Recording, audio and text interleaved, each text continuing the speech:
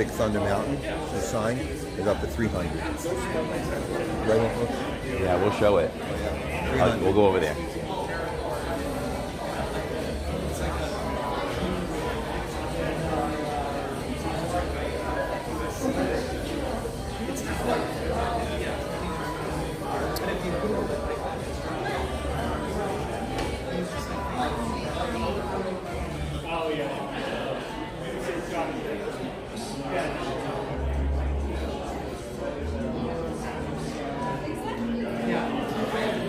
Hello and welcome everyone to a very special presentation of Fridays.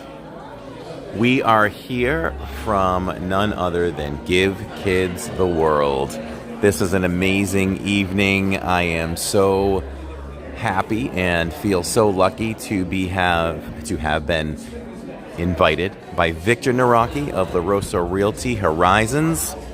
We'll talk to Victor later on for at least a moment, I'm sure. And tonight we welcome you to the legend and the making of Big Thunder Mountain Railroad with Disney legend Tony Baxter, hosted by Jason Sorrell. And this question and answer or interview type of thing is going to happen up there on that stage. I think it'll be about an hour, not sure. Either way, it's going to be an amazing experience to learn firsthand on this panel here about Big Thunder Mountain Railroad. And I'm sure that you'll learn some things tonight. And hopefully while you're learning, you will go ahead and be so kind to donate to this wonderful place. I'm here with Neil. Hi, everybody. And you know what? We're going to learn about Big Thunder Mountain Railroad, and Corey won't be screaming. Wow! There's the goat! No screaming. No screaming tonight. No screaming. Can I scream for Tony Baxter? Yeah. Now, it's very exclusive. It's VIP only to stand in line and get an autograph and meet with him. We are not that. But who knows? I have luck in these kinds of situations. We may just bump into Tony Baxter. We're not VIPs. We just might bump into him. Well, we're pretty close to him either way. Yeah, we're pretty close, and it's just nice to see him interacting with people.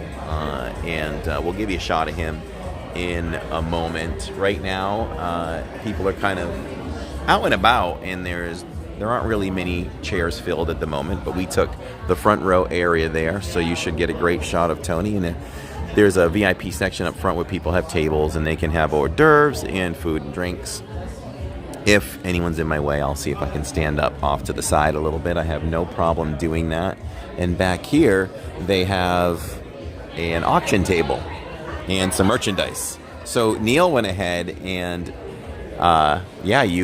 you bid on what I think is the nicest thing there. I made a bid and it got outbid. Yeah. I just asked Alyssa if I should go to the next level, and Alyssa said no. So, but you tried. The You boss tried. said no. You tried. Do you have a T-shirt yet?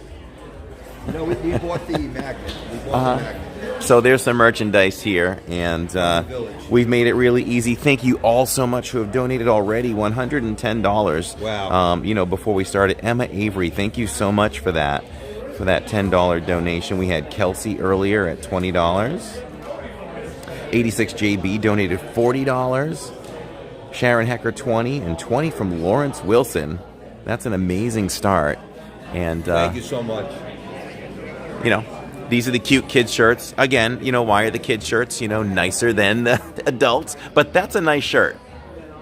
That's a nice shirt. And, we're probably going to have to purchase one of them. I've got to spend some money somewhere. I showed them the book. Look at this book. So that's actually a picture. Obviously, it's drawn. It's a cartoon, but it does look like this outside here. That's the star room that I'm pointing out right now. That's a very, very intense room to be in. But the gift of life is what this is all about, for sure. It is, and they have a golf event going on for people who want to sign up for that here. Charity event. Here's like the let's just fix this here. Here is the pricing for the items that are at this table.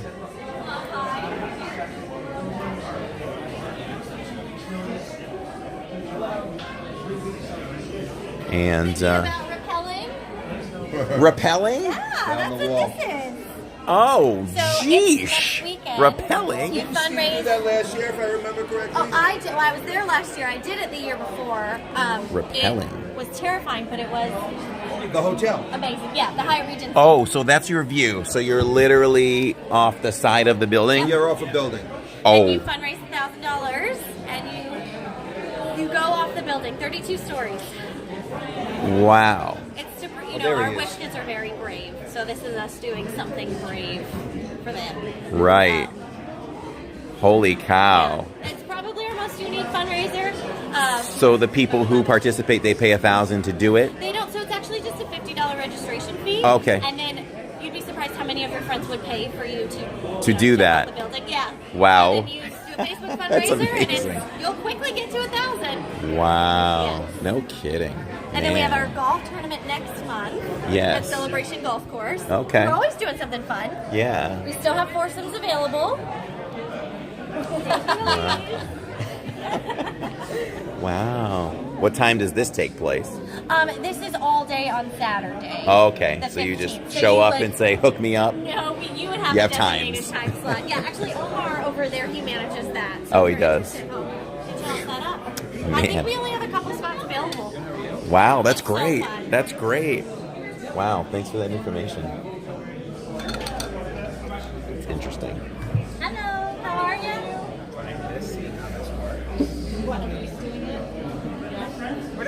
Hi. So this is the auction area, and we can see what is up for auction. I bet we can get $1,000 for them to do it, says Emma. So this is signed by Tony Baxter. It is a pictorial souvenir featuring Magic Kingdom and Epcot Center from 1986. And there haven't been any bids on that one yet.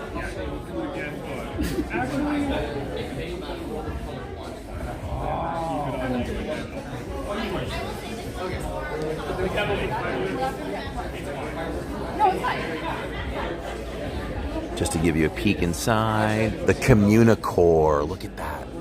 Epic. Wow. This is epic Epcot right here.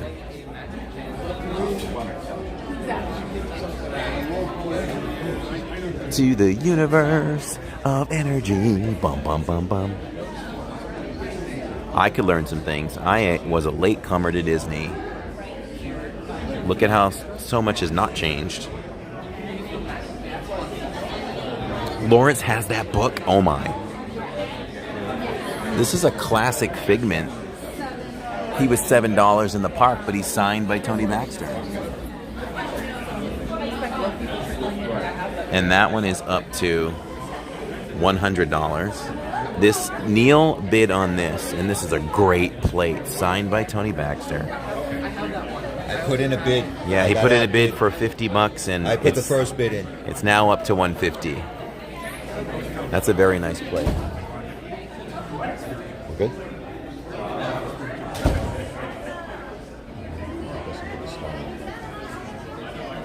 Okay. Okay. This is a Main Street mascot election ballot. So what does this even mean? Do we know what this means? Like, what is this? He must have been involved in it. We don't know. We don't know. We have smart people in chat. Let's see if anybody knows what this official ballot is. Vote for a hook or else. Or vote for poo. This has to be something that happened a while back. Yeah, tear off the perforation and place one vote picture in the ballot box. Either way, it's signed by Tony Baxter. $45 for this original, we're going to say opening day, Figment slide puzzle. Yep. This one is blowing up. Look at this one. This is Frontierland, a sign, and it's signed by Tony Baxter. Big Thunder. Yes, and it's up to $300. It started at $50. We got $175, $200, $250, and $300. how about that? I guess this is signed by Tony Baxter as well. 125 is the current bid. That is Big Thunder Mountain. And there's the goat. That's a hungry goat right there. Yeah, that's the goat. You're part of our story. Look at that. Look at that Mickey. Don Williams, Mickey Mouse proof. $80 starting bid. This one is at $500 already. Signed Haunted Mansion by Jason Sorrell. How about that? And the popcorn bucket, if you will, is the Millennium Falcon, and that's up to $150. Yeah, put that popcorn in there. He signed it. We have it, but we don't have it signed by him. Yeah, that's a little different. We've got a commemorative edition opening day 1992 Disneyland pin. That bid is now at $40. OMG, I saw the thumbnail. Immediately came, says Julie. Welcome, Julie. And here's a limited edition Magic Band from Club 33, the captain's quarters. And that is up to $160. And we've got some more framed art at $175. Look at that as Tony Baxter walking with Mickey. That's awesome. It's perfect.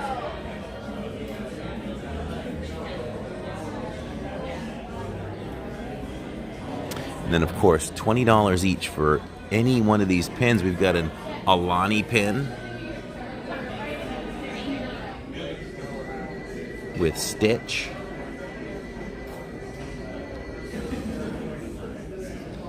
Oogie Boogie Bash pins. Thank you, Jesse. Is it different items tomorrow? It'll be different items tomorrow, or if some of these items don't get bid on, they'll be back. Okay. Yep. Thank you. You're welcome.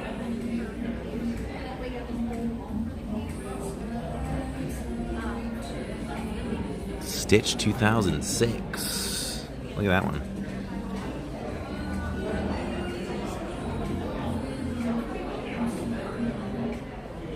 Disney does work very close with Give Kids the World. This was my first time walking down the street, and I was just blown away at the setup. It looks like a neighborhood, like any any Florida community that you may live in, even like ours. It's just winding roads of See if I can be 2 for 2. of houses. They look like houses. Each family gets their own home for the week. Right. Is that amazing? I haven't seen any. And they're all painted different colors. I took some photos. There's Horace. Look at Horace. She's the expert on. Yeah. I worked on the ride, so I'm looking for different unique pins. You would think that there'd be some out there. I have not seen. We them. have some rare vendor pins for the guys that worked on it. If there's anything odd here, I'm gonna have to bring it over to this. There you go. These will be I your just tomorrow. snuck it behind the scenes, not the front of the What did scene. you do on the ride? The special effect, the R&D for the special effects. Okay. Like 10 years ago, we started that R&D. Really? Yeah. Really? Yeah. It's a great. It's an amazing ride. I tell people.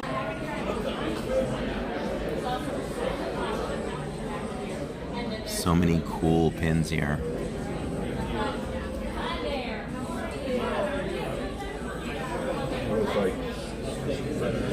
A lot of pins I've never seen before. That's okay. I was able to answer one question. He was asking if they were really right. I said I hadn't. Not that I've seen. They probably made some. But, Oh, I'm sure, yeah. Whoa, look at Stitch taking over Mickey.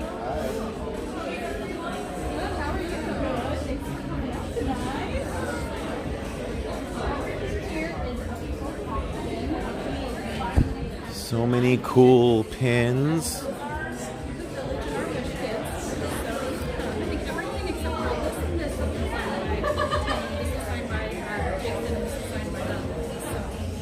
So many amazing things, you know. That book is cool and interesting. The plate is really is so cool. Figment up to 150 again, 250 for the plate. Some really cool items.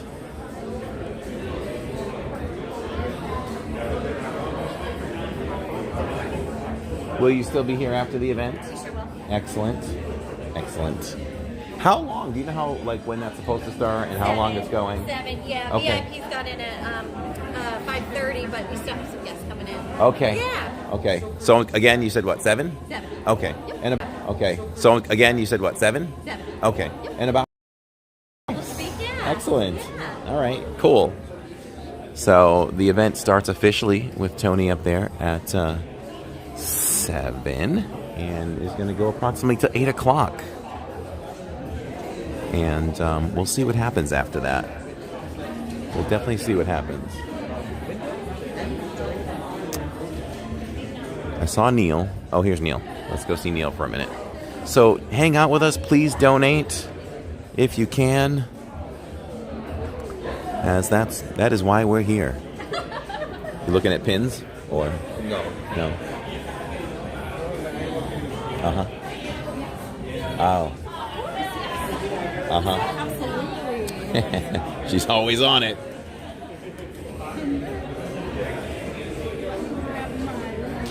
There are some really exclusive pins there, though. I feel like I missed this one when I was looking. Look at that. Clear Landing 2019. There was a guy over here looking at pins just now who worked on rides. Is it?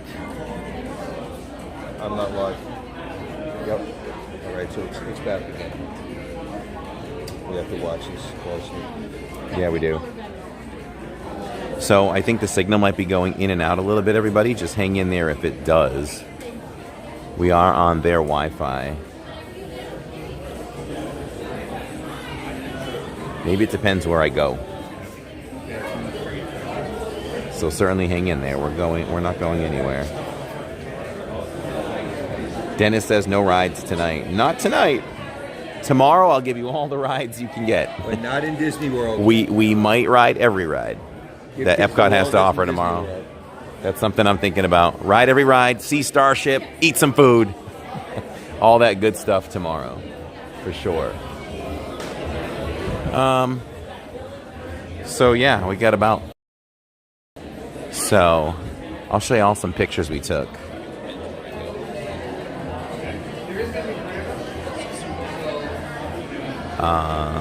Moderators, definitely please let me know if actually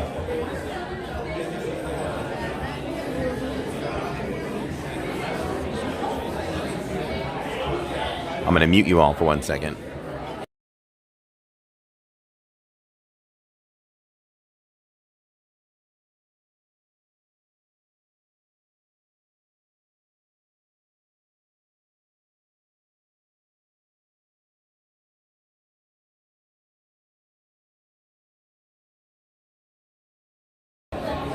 All right.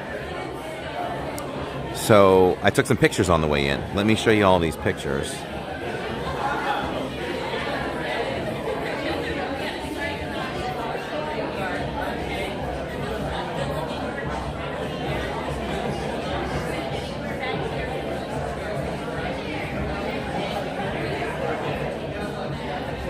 Just hold on tight for one moment.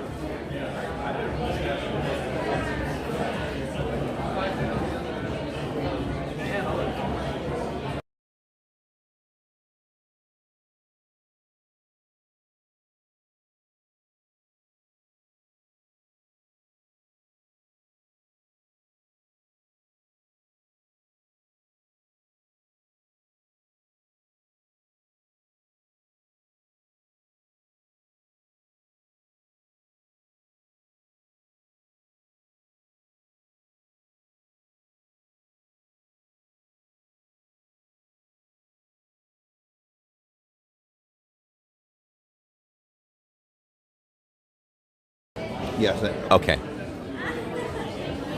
All right. I'm trying to decide I think I'm going to go with the t-shirt.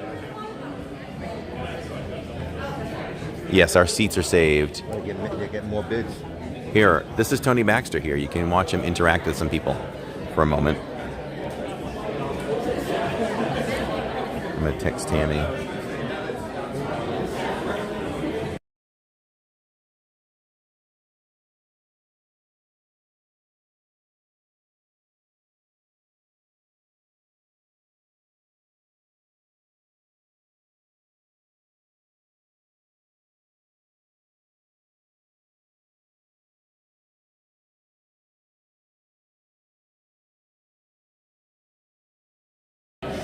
All right.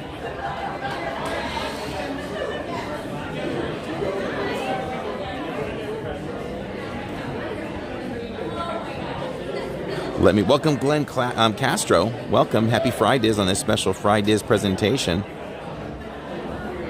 They did change some things here on the My Disney experience. Look at this. Really cool thumbnail for the app now from the 50th. Let me show you some pictures that I took on the way in.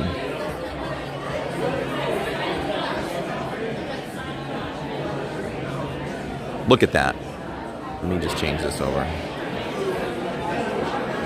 Look at that. It looks like a regular neighborhood. Family gets one building. Yes. Each family gets one building. And they never have to leave here because there are rides. We just walked by a water park area. And yeah, there's areas. There's an ice cream place. They can eat ice cream for breakfast, lunch, and dinner if they want to. Here's looking over the water with some more of the housing. You know what? Why don't we go over there and make sure it holds a signal Okay. for a little while? All right, we'll go test the signal. We're going to go test the signal over here. Make sure we're good. Let's test that.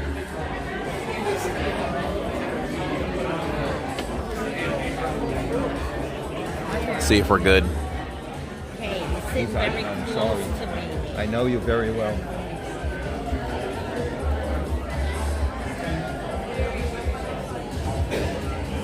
Jennifer just came in. Just another shot. Hey, John Rockland, this is the neighborhood outside here of Give Kids the World. Each family that visits here for a week, they get their own house. This just looks like a regular neighborhood. With their name in front of it. With their name on the, yeah. Where like a mailbox would go, their name is there. All right, John, so Give Kids the World Village is a village in Kissimmee, Florida, probably about, I'd say, 20 minutes away from Disney World. It's kind of like the United Way, where they support, the Make-A-Wish Foundation, where they support families to go on trips of a lifetime that they might never be able to do again in their life. Well, here, people donate, and families come here with children who have disabilities or illnesses, and they make their dreams come true.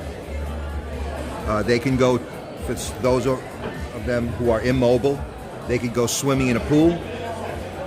They can ride a horse. They can make wishes. They get all the ice cream they want. They get the food they want. Yeah. They also get to Disney World. So it's a very, very beautiful place. It's an amazing place. And for some, this is one wish that they might not get a chance to make another wish, which makes it even that much more incredible. So that's what the donations go to, strictly to this village, to this organization. And all the money tonight that will be made is for the village. So it's a pretty amazing place. It is, well said. And once again, we thank Victor for inviting us. Victor's down there, just awaiting the event. with Alyssa. At Balaban Channel. Yeah. It's not their own house. It's kind of like going to renting a bungalow Yeah. or a small home, a town home for vacation, maybe a timeshare. So they get it for the week that they're here. Each week, I believe each family costs approximately $7,000 for the week. Do you mind taking this for a second? Nope. The family costs approximately $7,000. Yeah. They're put up in these efficiencies. The whole family. It's the whole family. So it's all the comforts of home. But they will not be living there. Another family will come in a week from now, and they'll get the chance to be there.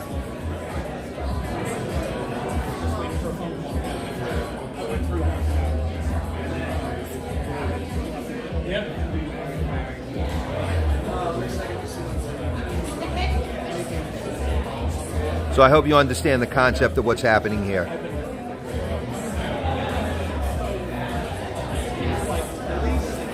I love pugs. How are you? Hey, Jennifer L. We miss you. Jennifer, it's time for you to come back. It's been too long. Yes, Jennifer, you're completely correct. It's an amazing cause. And Victor is here, and the only reason we are here, and I don't know if Corey said this already, but I'm going to say it again. You see this gentleman right here? That is Alyssa and Neil's best friend right there. That's our best friend, Victor. And we ended up here for one reason only. And he's a phenomenal person to speak to if you're ready to come down here and join us. Alyssa and I want more friends down here. So please, if you ever, we put Victor's information inside. He has his own YouTube channel. Hi, Michelle. Victor says hi. Hey, Dennis. Yeah, the Village is an amazing place. And if you Google Tony Baxter, he is a Disney legend, and he does have a window. He has a window on Main Street, USA. So it's not easy to become a Disney legend. It's a rarity.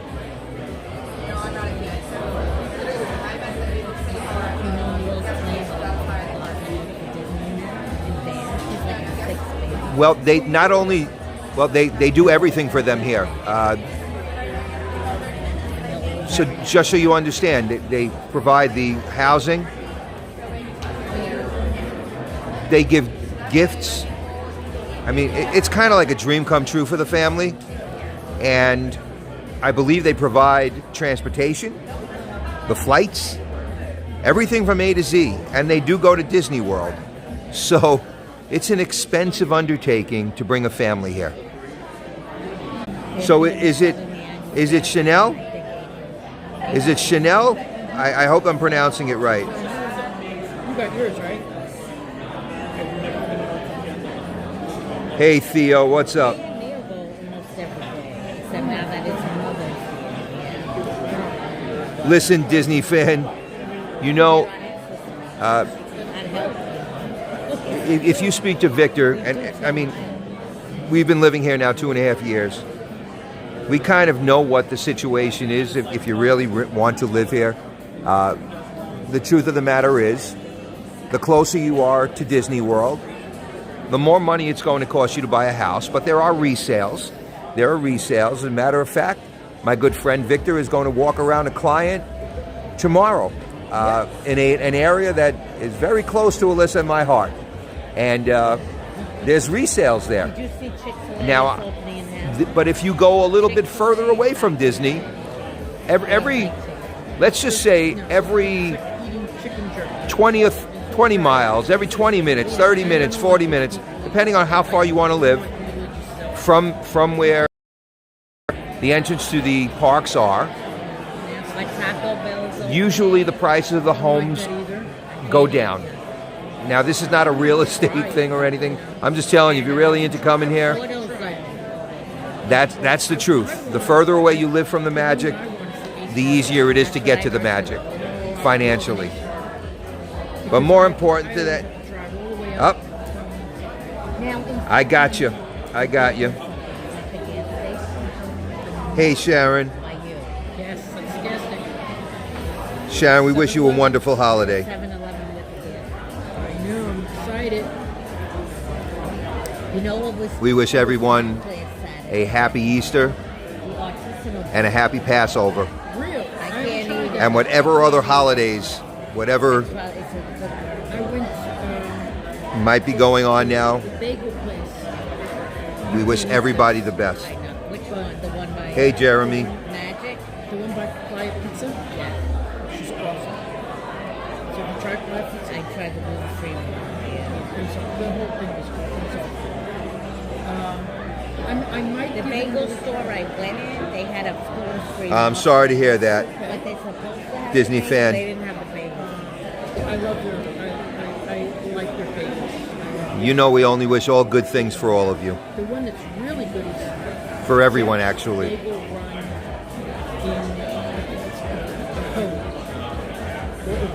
Code. The bagel store, the Well- granddaughter had celiac. They made Hey, Ann. bagels fresh. Well, here's the thing. It was amazing. It's was fresh, not, you know, just so you understand, totally. it's not the $7,000. You know, it's not like going on a vacation here. The Disney And this is where it kind of hits home. There's a special building that I'm hoping we'll be able to go into when Mr. Baxter is done. It's called the Star Room. And in the Star Room, there are stars all along the walls and the ceilings. It's had to have been expanded. It's all the children who have been here and their families. And it's wonderful that hopefully some of them are enjoying their lives and are fine. But some of them, that star might be the only way for their parents to remember them by when they, you know, if they visit here.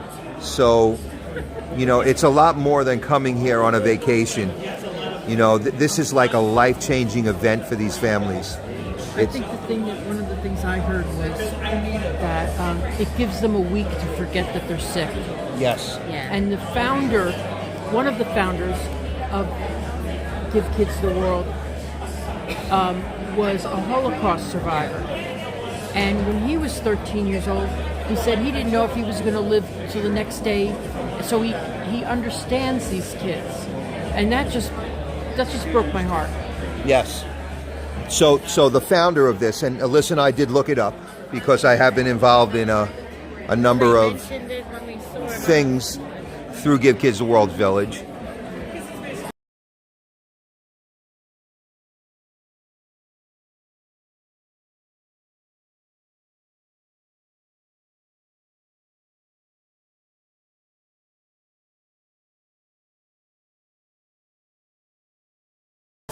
Very nice. Light enough to hang on the tree.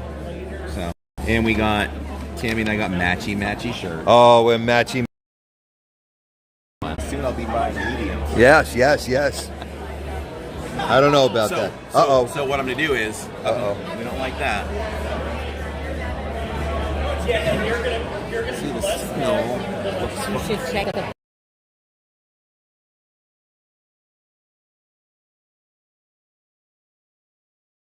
Froze on your thing. Let Well, me see if it's my phone. I refreshed. Okay, let me see if it's my phone.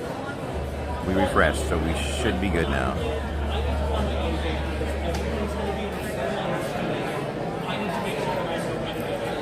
We're good. Yeah, but it's glitchy. Okay, you're back. You want me to Okay. look?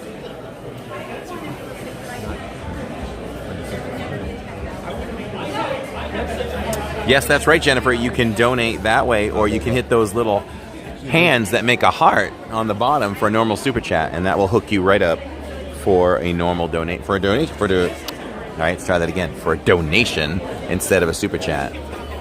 And YouTube does donate the 100% to Give Kids the World. Makes it so easy to do charity like that.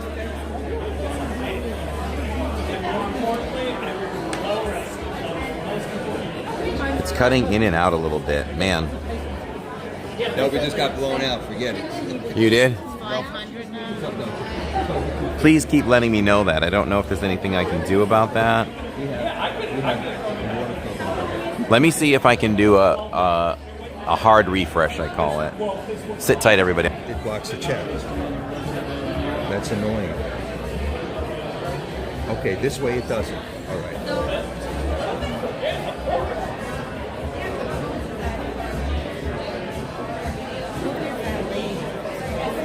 So I don't understand.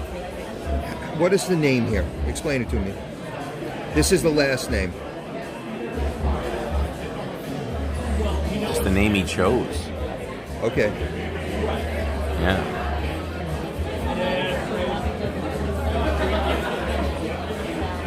Are we better now, Jennifer? Nope, she said it's better now. Feel free to let me know. Don't move. Right? Well, I wanted to go say hi to Denny for a second, but... Who? The girl that checked us in. Oh. She used to be with Pete, Diz Unplugged, but she left there to come here. Why would they put it here? I know, it's such a weird spot because I can't read the whole thing. You have to go like this. Yeah, I'm finding myself having to do that. I mean, they could have fit it like right there or something. Or put it... Not everybody's gotten it yet either. Only certain channels. YouTube loves us. They give us everything. Why need donate? Okay. That could be fake. I don't even know what this is. Hi, Miriam. The donations are strictly voluntary. You're helping the families. You're helping Give Kids the World bring more families to the village. So it's all voluntary. If you can donate, that would be wonderful. If you don't have to, but there's nobody saying you have to donate. Sharon says, wish granting for ill children is a special thing. My nephew's son has muscular dystrophy and had a wish granted by Make-A-Wish. It's a very meaningful thing. Yes, this is very similar to Make-A-Wish, except here, the family actually stays at the village. Yes.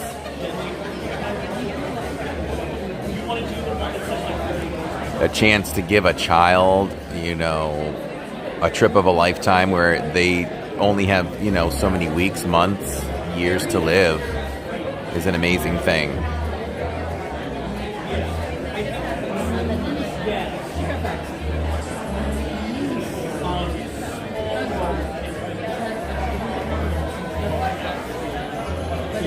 I just wanted to know how to speak to you. So if there's a nickname you have or something else, that's fine. Otherwise, we'll just call you BC. How's that? BC, does that make you happy? I just say Balaban. That's what I said. Yeah.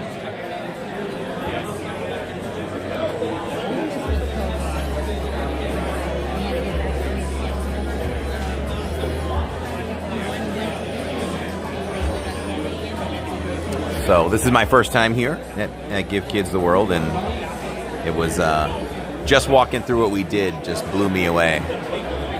I'm hoping, and I told them that we're going to get a little tour of the star room Okay. at the end. Neil is helping us. Neil is using his muscle. He's pulling some strings to help us show a little bit more tonight when we're done. And we'd love to come back for Night of 1,000 Lights, you know, when this whole place is decorated in lights. Can only imagine how great that is. They do some amazing events here. They do. Yeah. As this gets closer and closer to 7, I'm really interested and excited to see this. This is going to be great to hear Tony Baxter talk about Big Thunder Mountain Railroad, the legends, Imagineer. There's only a handful of Disney legends. You know, they don't grow on trees. They don't. You have to be a Disney legend. You have to be selected by your peers. So it's a major honor to become a Disney legend. What's up, Pete McDevitt? Oh, Pete. What's up, Pete? Pretty soon, Pete will be presenting brand new awards for his Hall of Fame. We were lucky enough to be... Aren't you a Hall of Famer as well? Alyssa and Neil, we are Hall of Famers. Alyssa and Neil are Hall of Famers in the YouTube Virtual Hall of Fame. I hope I said that right. And so is Living in Diz, part of the Marvel group. Did Neil get in before me? I don't think so. So, yes, we are a Hall of Fame channel. We are Frommer's, part of Frommer's top 10 Disney World YouTube, or Disney, period, YouTube channels to watch in the entire world, and we're proud of that. Along with some of our local friends here, Corey Meets World, Resort TV 1. I'm trying to think who else. Tanya, that crazy Disney lady? So, but we are not Disney legends like Tony Baxter. No, we are not. We're just trying to work on being YouTube legends. Oh, Sharon, we enjoyed your gift so much. Sharon made us custom-made crafts, little bowls, snack bowls, hand-painted, Star Wars themed. Very cool. Oh, everybody, let's blast the chat. Oh, I don't even. Can we blast it? We can blast the chat today, can't we? Let's blast the chat for Victor Naraki, and great friend. He just donated $20 to Give Kids the World. We celebrate that, and like we said, Victor donates throughout the year. And if you go over and simply subscribe for free over at his channel, and we get to 10,000 subscribers this year, he's going to donate $1,000 more to Give Kids the World. Yeah, because I said so. Wait a minute. Yes. See, I forced him into it. All right, we Yes. had a moment of lag, but we're back. Oh, did we? We're back. We're good. Lag may happen here and there, everybody, but certainly let me know, and especially in a case like today, we want to make sure you hear as much as you can. We're in unfamiliar territory. We are hooked up to the Wi-Fi, so we're at the mercy of Give Kids the World public Wi-Fi. And there's a little bit of media here.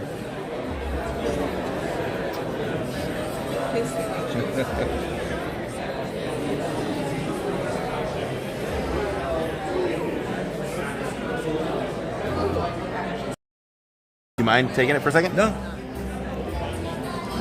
Uh-oh. Make sure we're good. I'm watching.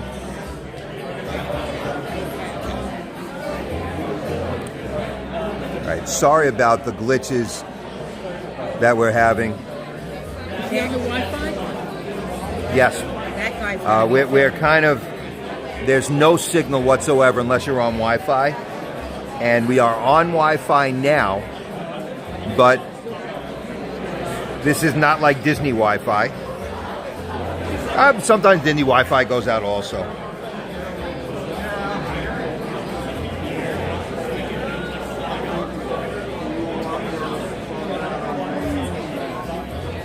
We're getting close. Another couple of minutes. Hi, Miriam. From Santa Fe, Argentina. Good evening. Hi, Alyssa.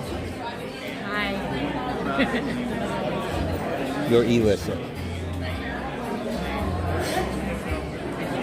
Hey, Pete, what's up, man?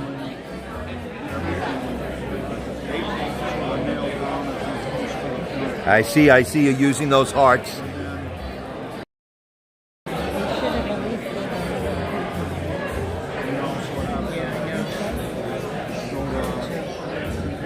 Hey, Chris, how's it going, Chris? Oh, sorry about that. Every now and then, I see the be right back thing. We have to find the perfect sweet spot.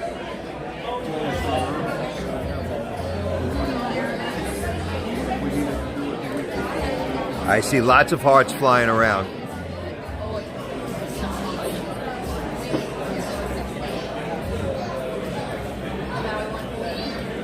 Yeah, cool.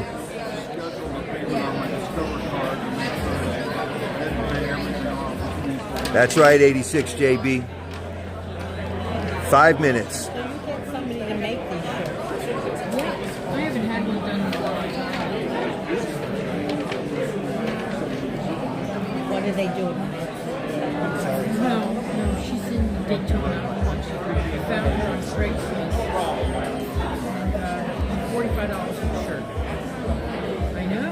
I think it's great because the thing is, I think it views how many followers you have. When we get one. Sonic, I hope you're doing well over there. He was in the Thank you, Sharon. Sharon, is it better now? But I tell you, I can't.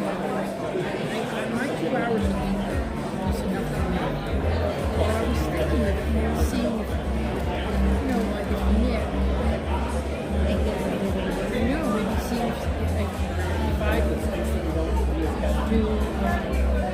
I do it. Okay. Up there saying it's Victor. Folks, I'm sorry. This might happen every now and then throughout the stream. There we go. Folks, I'm waiting for the day when the shift manager, otherwise known as Sonic, tells us that he owns his own Sonic.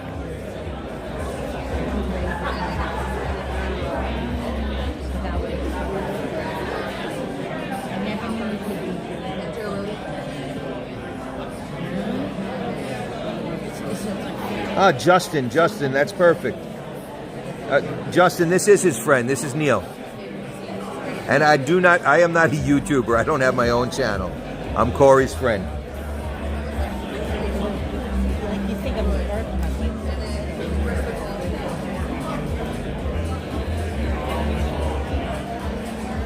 Hi, Hope. How are you? Welcome in. All right, Sonic. I got you. Whatever you like, man.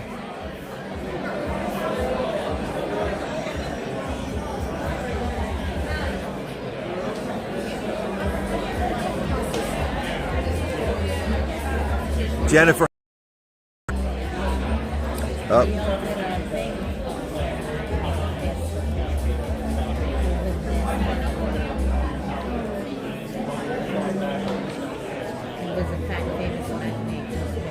Sorry about that again.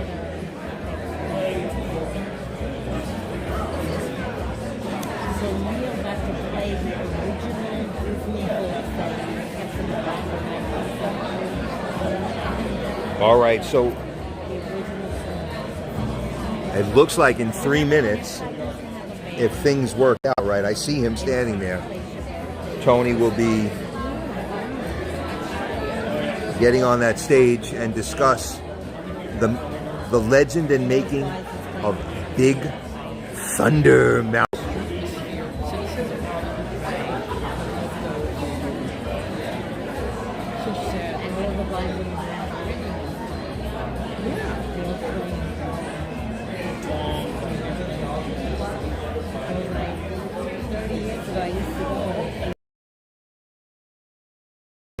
If that's the name you like, that's what we'll call you.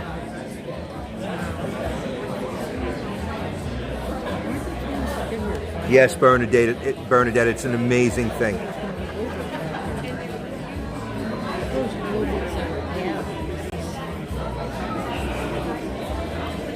Oh, Hope, I don't know if they're going to do that or not. I'm clueless. Hey, Patrick.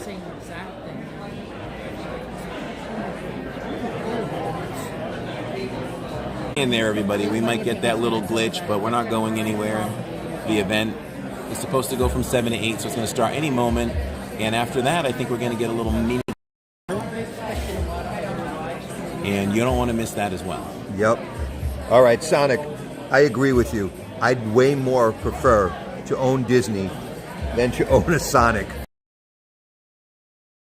Rather own Disney. Well, that's why with the glasses, I would rather own Disney. man and my daughter. But Sonic, just think about all those wonderful ice creams that you turn upside down.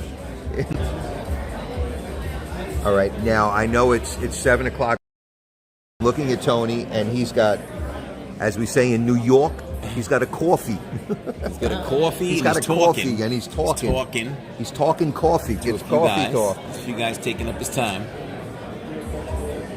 If y'all want to see Tony in some very interesting pieces, I'm not going to remember the name. Remember when Disney Plus first came out? They had this whole Yes. series of attractions. Yes, it's I think still there. I think he was on a lot of that stuff. It's under Disney. It's Yeah. still there. Yeah, I think he was on a lot of that. So it looks like we're about to start. Enjoy, everyone.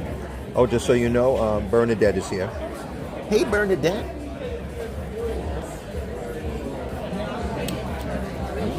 Like,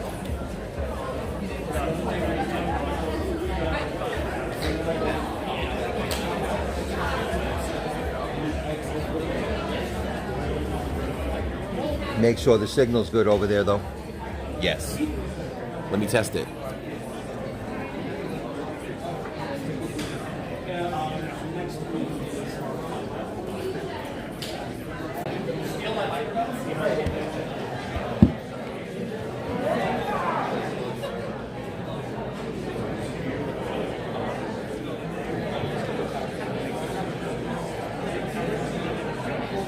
Might as well just do this. Oh, that's great.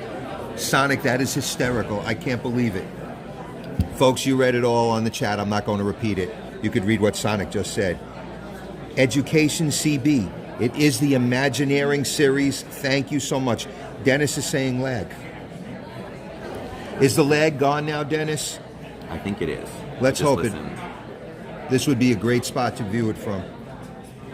Hello, everybody. Oh, here we go. My name is Stephen Davis. I'm a staff member here at Give Kids a World, and I want to welcome you to one of our first speaker series in quite a long time. Who here hasn't been to Give Kids a World before? Wow. So for people who don't know, Give Kids a World is the destination for a critically ill child whose one wish is to come to Central Florida and enjoy things just like Disney World. We provide them that week-long, cost-free vacation. And when you walked around here tonight, you might not seem that busy, but we are actually at capacity right now. We're fulfilling about 200 wishes a week. And I gotta put that in perspective of our 37-year history. We have now welcomed 185,000 families for their dream trip here into Walt Disney World. So,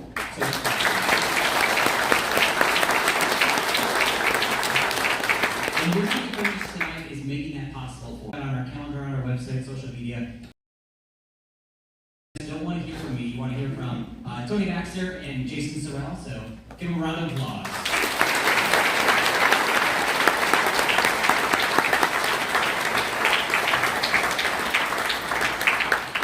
Hello everyone, how you doing? Now this event was originally supposed to take place last fall, but we had a tropical storm, so there was lots of water, lots of water and flooding, so we said we're going to move it to April, where there's not going to be any water for 3 months on either side. And no heat. Yeah, no heat. It's been very, very temperate. But it's my honor and privilege to host Tony Baxter, Disney legend, Walt Disney Imagineer. He's a mentor figure for me, been very prominent in my career, so it's an honor for me to moderate this talk, and you guys are in for some great stories and some great insights. So, ladies and gentlemen, Tony Baxter. Thank you, Jason. My partner in crime, writer of many books. He's done so many books on the mountains of Disney and the Haunted Mansion. He wrote the afterword. Yeah. And by the way, all those hands that went up that said they had never beautifully done, and many of the vendors for theme parks and actual theme parks themselves, like Disney and Universal, have contributed to build these things. And when you walk around, it's a jaw drop. It looks a lot like one of my favorite parks in Europe called Efteling in Holland. And when I was describing Efteling, he goes, well, yeah, because they've been working with us on this, and we've been working with them.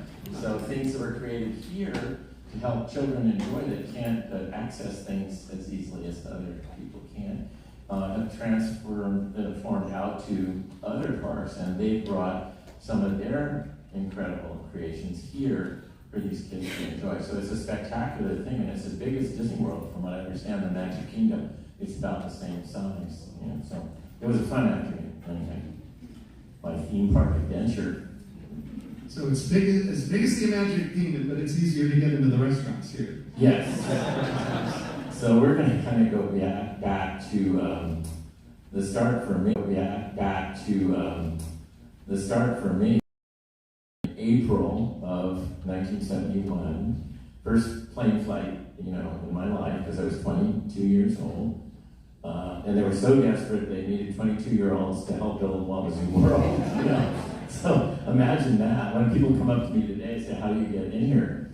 I was lucky. I was really lucky that that happened. And getting that year down here in Florida to build, it transformed me from a little kid who built models to someone who knew how to actually sculpt mountains and build a submarine ride that was here at that time. So that was my beginning, and I was thinking about this was the month that I came down here. I knew I was in a different world, because in California, if they handed you an envelope with keys in it, it would be crispy, you know, and you crackle it open, and there are the keys. And here they handed me what felt like a piece of cloth that was an envelope, and it just sort of, the flap just mushed off, you know, and there was the key inside of it to my apartment.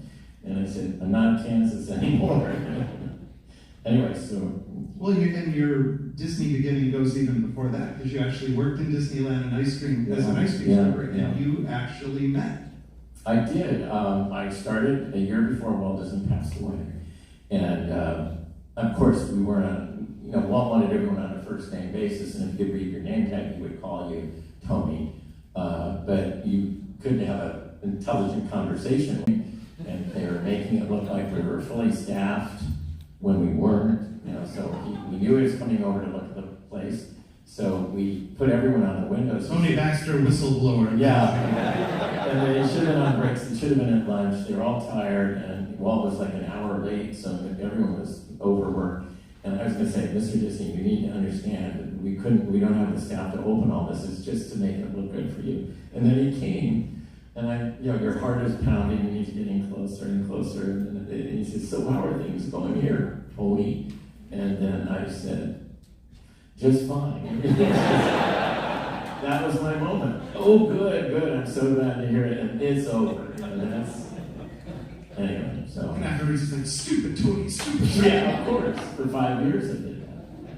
Well, we never thought there'd be Disney after Walt. That was a big, you know, concern. Is it going to go on? And I stopped actually my schooling projects. It took me 6 months to get back into, well, maybe there is going to be something after Disney. And I was very lucky to get there at the time when they hadn't really, you know, put a thought to that. These guys were all the same age as Walter, maybe 5 years younger. And all of a sudden they realized, well, if Walt's gone, we're not going to be around here for much longer, so we need to start hiring new people. And I used to say, it's kind of silly now, but I used to say I'm the oldest of the younger generation of Imagineers. Now I'm probably the oldest of the whatever, the opposite. But anyway, so we're here to talk about Big Thunder tonight. And for those of you that are going to make 2 rounds of this, we'll be back for an encore tomorrow, talking about our friend Figment and turning your imagination.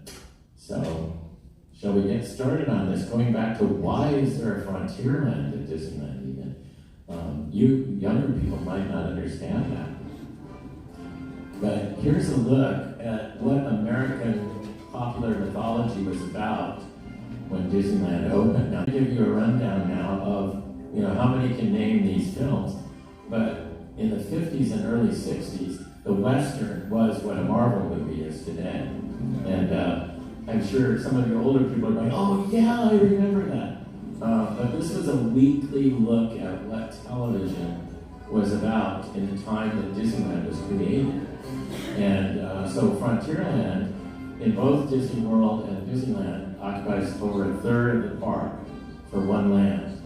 And you'd go, well, why would you spend so much time on that? And obviously it was because that is where the Star Wars, the Marvel, the mythology of the 50s and 60s was. It keeps going. Yeah, it keeps going because let's see, are we up to? Oh, we are up to ours. Yeah. Well, it is interesting though when you think of all the real estate that we devote today to things like Star Wars and Marvel and Harry Potter and Cars, and the Western really was the comic book film of an earlier era. Yeah, and it was a little easier. I mean, now it's okay to shoot an alien, but at that time, it was cowboys and Indians, and anything went. But we have a little bit more sensitivity today about that, so these things don't happen. So we're going to go back to what preceded me was a big concept here you see in this painting called Thunder Mesa, and we're going to give you a quick little look here at the ride that was inside, which was like Pirates of the Caribbean, but with cowboys and Indians. So here's a brief look at what would have been the Western River expedition at Walt Disney World. Came about because Mark Davis and others didn't necessarily want to repeat Pirates of the Caribbean, because the thinking was Florida's so close to the real Caribbean and has real pirate lore, so people aren't going to be interested. So this was envisioned to be the substitute for pirates. Yeah. The thought being, let's bring New Orleans and the Gulf Coast to California with pirates, and then we'll bring the American West down here. And also, there's even more, I think, affinity in Florida because bear band has always been really comfortable here, whereas it kind of died in California. And we had 2 theaters. You only had 1 down here. We had 2, and they had to close one immediately. And then the other one would run sporadically. So it's now Winnie the Pooh, sadly, but you still have country bear down here. And this was really a passion project of Mark Davis. Yes. Mark, and if you look at the mountains in the rear of that shot right now, that is Mary Blair, famed animator, who did the color styling for it. And they thought it could be a little more cartoony than which was more realistic. So there was definitely a color palette and a stylization to this that is a bit different. And this wound up ultimately going away because the public decided they wanted pirates. Yes. Shortly after opening, after seeing it on the Sunday night show, no one could understand why they didn't get pirates here. So shortly after opening, cast members started wearing the buttons that said, "The pirates are coming." In December of 1973. Who would have thought? I mean, they had a big television show about Pirates of the Caribbean at Disneyland. So Walt Disney World opens, and nobody could have expected it. All I guess that were shown that across the United States. They say, "Oh, well, don't go to the Florida one because they don't have that great new ride, that pirate one." So the combination of the sensitivity, I think, for the Native American culture and the fact that the people that came to Florida or didn't come and went to Disneyland wanted pirates. So that sort of was the beginning and the end. Not the final end, because it kept going for a while, but we're gonna... And we don't want to stir up trouble between the Mark Davis estate and Pixar. Yeah. But just so. Yeah, so many years later, the immensity of that Thunder Mesa, I just looked at it and said, can you build anything like that? That's just off the charts. But then, cut to California Adventure, and they actually did. So if you've been out to California and seen Cars Land, it, for every intents and purpose, looks like the same immense mesa structure that was originally designed for. Well, but you pointed it out last night, because I had the same reaction. I'm like, who could imagine something as elaborate as Thunder Mesa? And then Tony brought up the picture. I'm like, oh, that really is what it would have looked and felt like from essentially Splash Mountain all the way over to... Yeah, because, we always say no good ideas really die. They just go on the shelf for a while. So, when this came out, I mean, if you walk through that area, it absolutely looks like you were in Monument Valley. So, let's go back to 1974, when we started thinking about Big Thunder. We knew we couldn't afford to do that back then. It was a question mark whether Walt Disney World would even be successful. And they were spending big money to do a pirate ride already. So I had to find something that was small and kind of looked like that. So I found a view in Monument Valley. And here you can see that inspiration in the one photo and then Disney World in the other.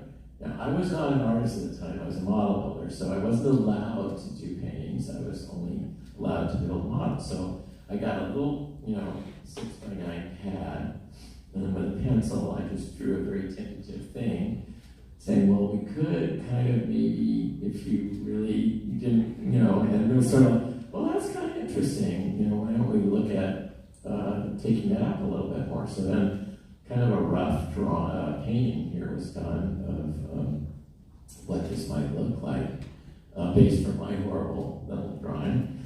And then they said, well, I think you should build a small model of it so we can see it. So just a small model. Yeah. If you're walking around in this model, you'd be about 5/16, because it's called a 20th scale. So 1 inch equals 20 feet. But if you look carefully at this, I was very sensitive. I was worried that Mark Davis would be very upset if suddenly Western River Ride was gone. So that big brown area in the back, does your pointer work? They can probably see it. But that big brown building with the Cars Line facade on it, that is the Western River Ride. So it was always thought, we'll build what we can afford now, because there was nothing in Frontierland but country bears to Western River. So this model was very convincing in changing me from being a model builder to being someone involved with my mentor here was Claude Coates, the older man in the foreground, and Dave Schwinninger. Dave Schwinninger is an engineer on the project, and the kid just back from his 22-year-old. So I was probably 24, and didn't have the mustache, so that was done to make me look at 34.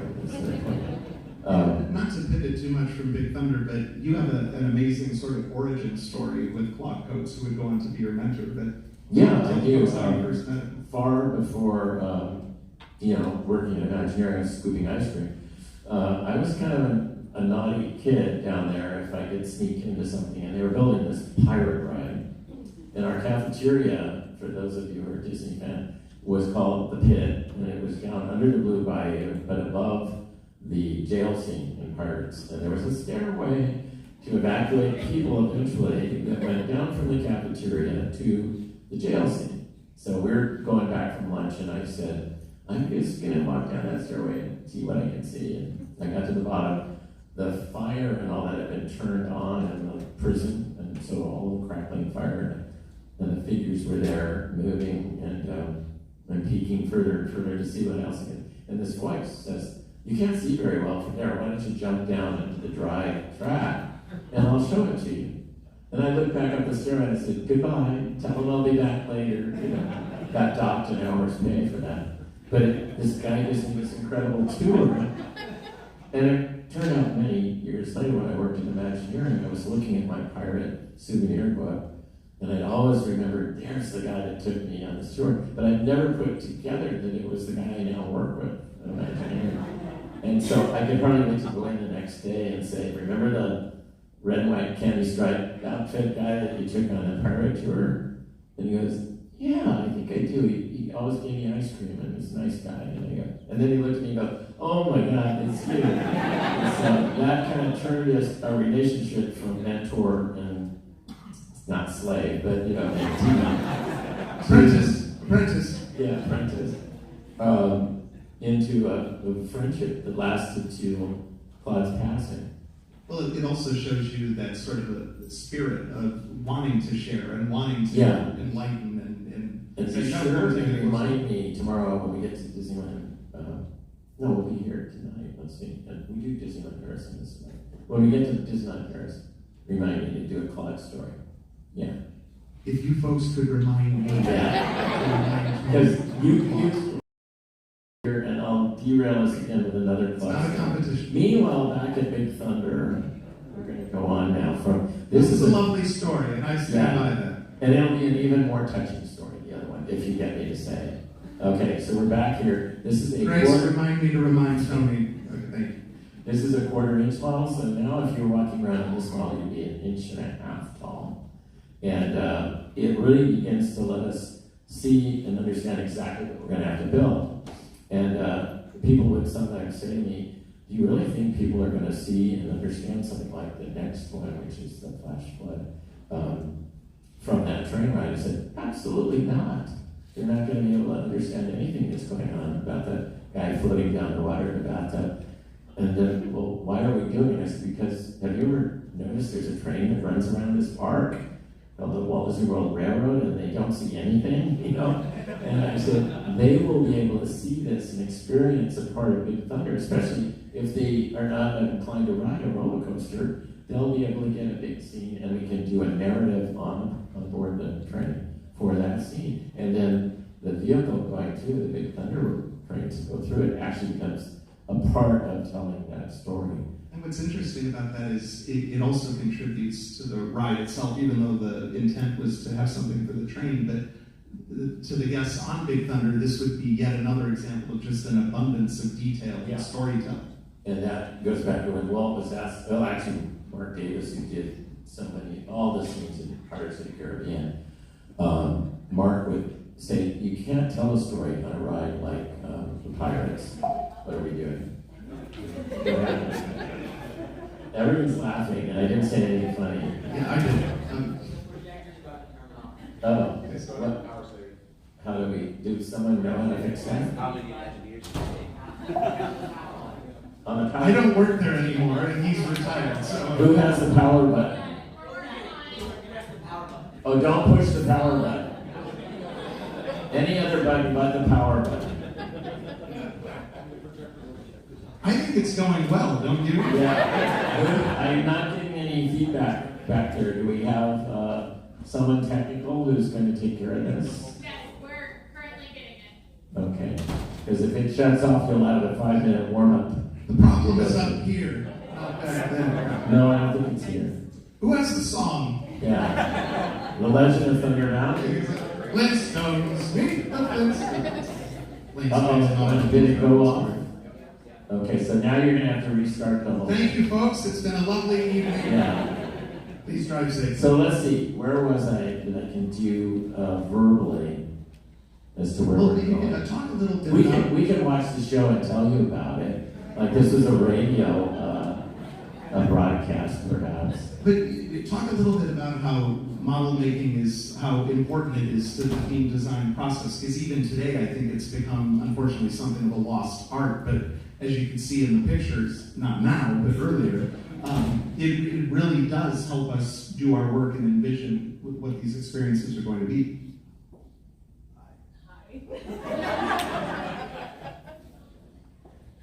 This is a remote. No, that's for the workshop. So in other words, it's not my fault. That's what I'm hearing. It's not Jason, it's not your fault. To me, ladies and gentlemen.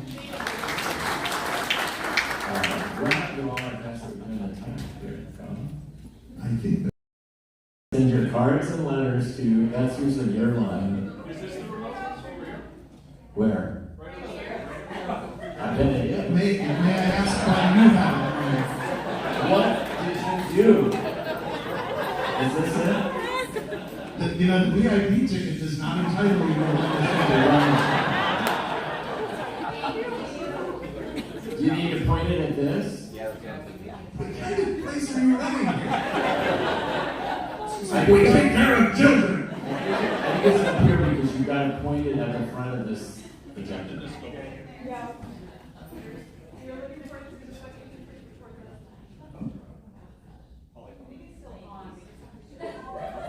So it takes two former Imagineers and a lady from Altamont Springs. I'm guessing I don't. Where are you from? Winter Garden. Is it? Oh, there. Is I that? prefer Winter Garden to Altamont Springs. What are those rainbow lights? It's closer. The food is excellent. So it's wallpaper on the projector is on. Thai blossom. El enchilada.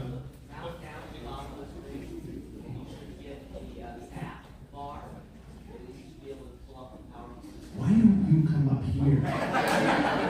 Much faster. You're part of the show. Now you know why you're. You didn't even pay for this, and look, you're on stage. You do have to fix it now. Oh!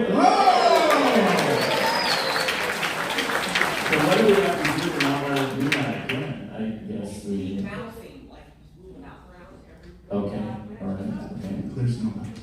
Yeah, we got no mouse. Yes, we are. let's go back to Big Thunder. Steve Jobs is like, you're embarrassing me. The importance of models, which is a good thing to talk about, as we show you a painting. I'll come back.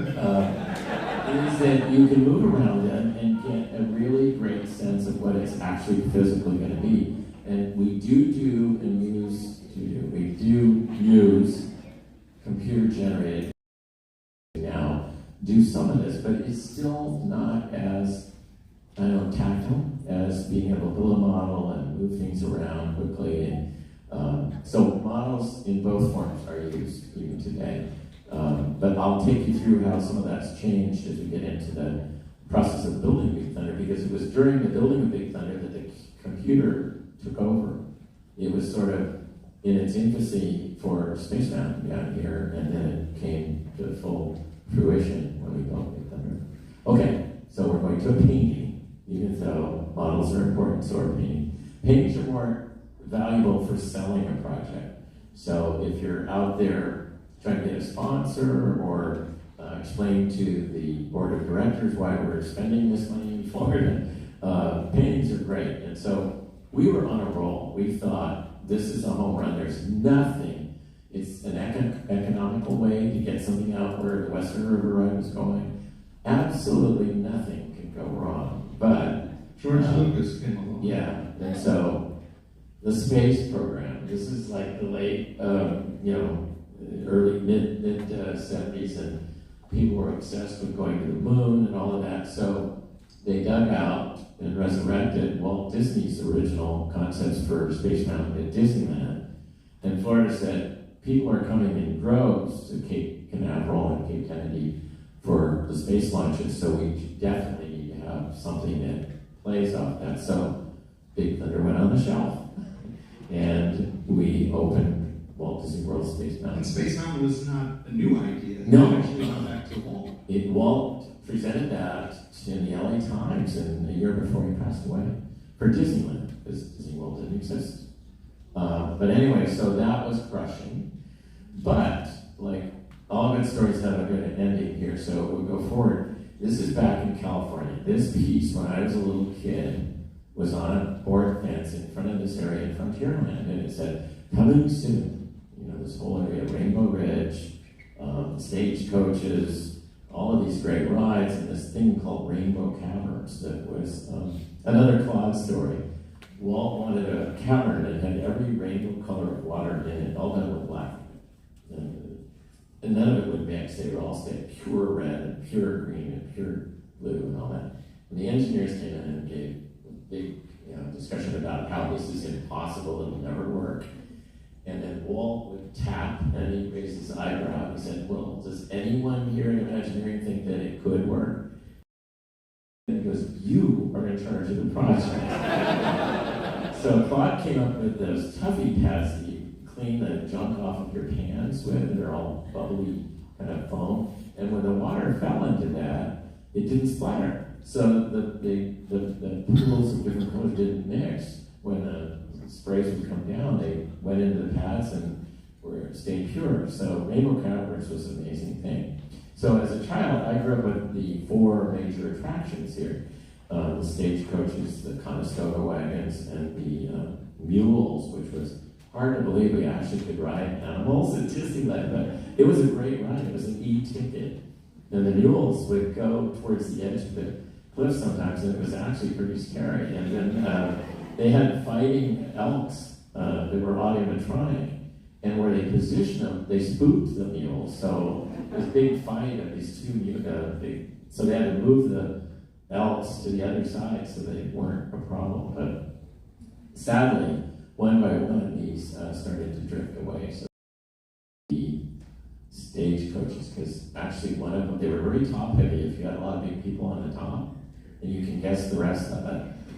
So then we were left with just the Conestoga wagons, and then they went away. The mules lasted quite a while into the 70s, but then, we were dealing with an ornery animal, and they went away. So all we had left was the little light train, and people weren't going there because it was a very peaceful ride and fun, because you had this incredible rainbow cavern thing that Claude did at the end of it. But eventually, it was time worn. and people were saying, what about that thing the 22-year-old kid did for Walt Disney World? Could we maybe, while they're having their joy with their Splash Mountain, maybe we could do one of those? So they said, draw another picture of how that would fit, not over where it is in Florida, but on the side that's right next to the Fantasyland castle. Because you couldn't just yeah. leave it as that. And we had a haunted mansion. Our haunted mansion is over where your Big Thunder is, and Disneyland's Big Thunder mansion is. So it's flipped. That means all the drawings had to be put in the blueprint backwards, you know, when we flipped it. But anyway, so I did that sketch, and then I realized because it was next to Fantasyland, I needed to go back to nature and find something that worked as a backing piece to Snow White and everything. So we weren't allowed to go on trips those days, like a certain guy that did the Animal Kingdom. That went all they said, you know what? He's talking about Joe. I didn't say that. So they said, we've got a great idea for you. We have a great library of National Geographics in the library. Why don't you just go down there and get out all the national park books? So I did, and I opened the one on Bryce Canyon. And the first line in that article was, when you reach the rim of the canyon in Bryce, you'll be looking at something that was crafted, you would think, by Walt Disney. So I said, that settles it. Of course, now we own National Geographic, too. Isn't it funny how the world changes? So anyway, I got... It takes us time to talk about the things Disney doesn't own. Yeah, right. So that became the basis of the Disneyland version. So that meant I got to go back and make another model, because it had to be backwards from the one that we did for Walt Disney World, and also accommodate the fact that where that flash flood was designed for your park railroad at Walt Disney World, we are right up against the Pinocchio ride. You know, so we not only had the problem of no view from a train ride, but we had to hide the view of the back warehouse building that is Pinocchio by putting you in a thing we call Coyote Canyon, which is a little bit of a thrill that you get at Disneyland at that point that isn't in the ride down here. So they both have their eccentricities. And it's interesting that the Bryce Canyon look is more whimsical, but also it feels better in the compressed footprint, whereas here in Florida you have that sort of epic landscape with Monument Valley because you have more space to work with. Actually, that leads into another thing that I've used to identify how we build something for the different parks.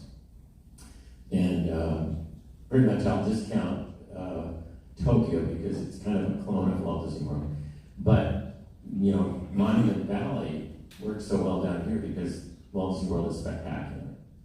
The charming nature of Bryce Canyon works at Disneyland because Disneyland is the most charming park of them all.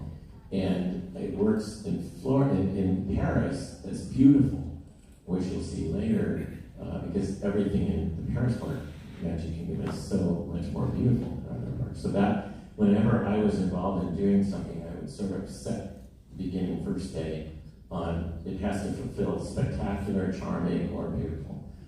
Now we will go back to our previous digital program, which is Big Thunder. So here are a few shots of that model. And it was really fun to have not built one Big Thunder yet and already been building a second variation on the model, you know, with a whole different look, and reversed. And it actually worked pretty well in reverse. So about this time they said, so what do you see in this thing? If, you know, you've done, like, is it just a roller coaster? Because I think Six Flags up in Atlanta had I'll butcher this, the Aulani mine train ride, yeah. And they said, is it like that where you don't see anything? And I said, no, you see something. Well, what do you see? So not being the artist, I did a quick drawing and then I had to figure out how to paint it.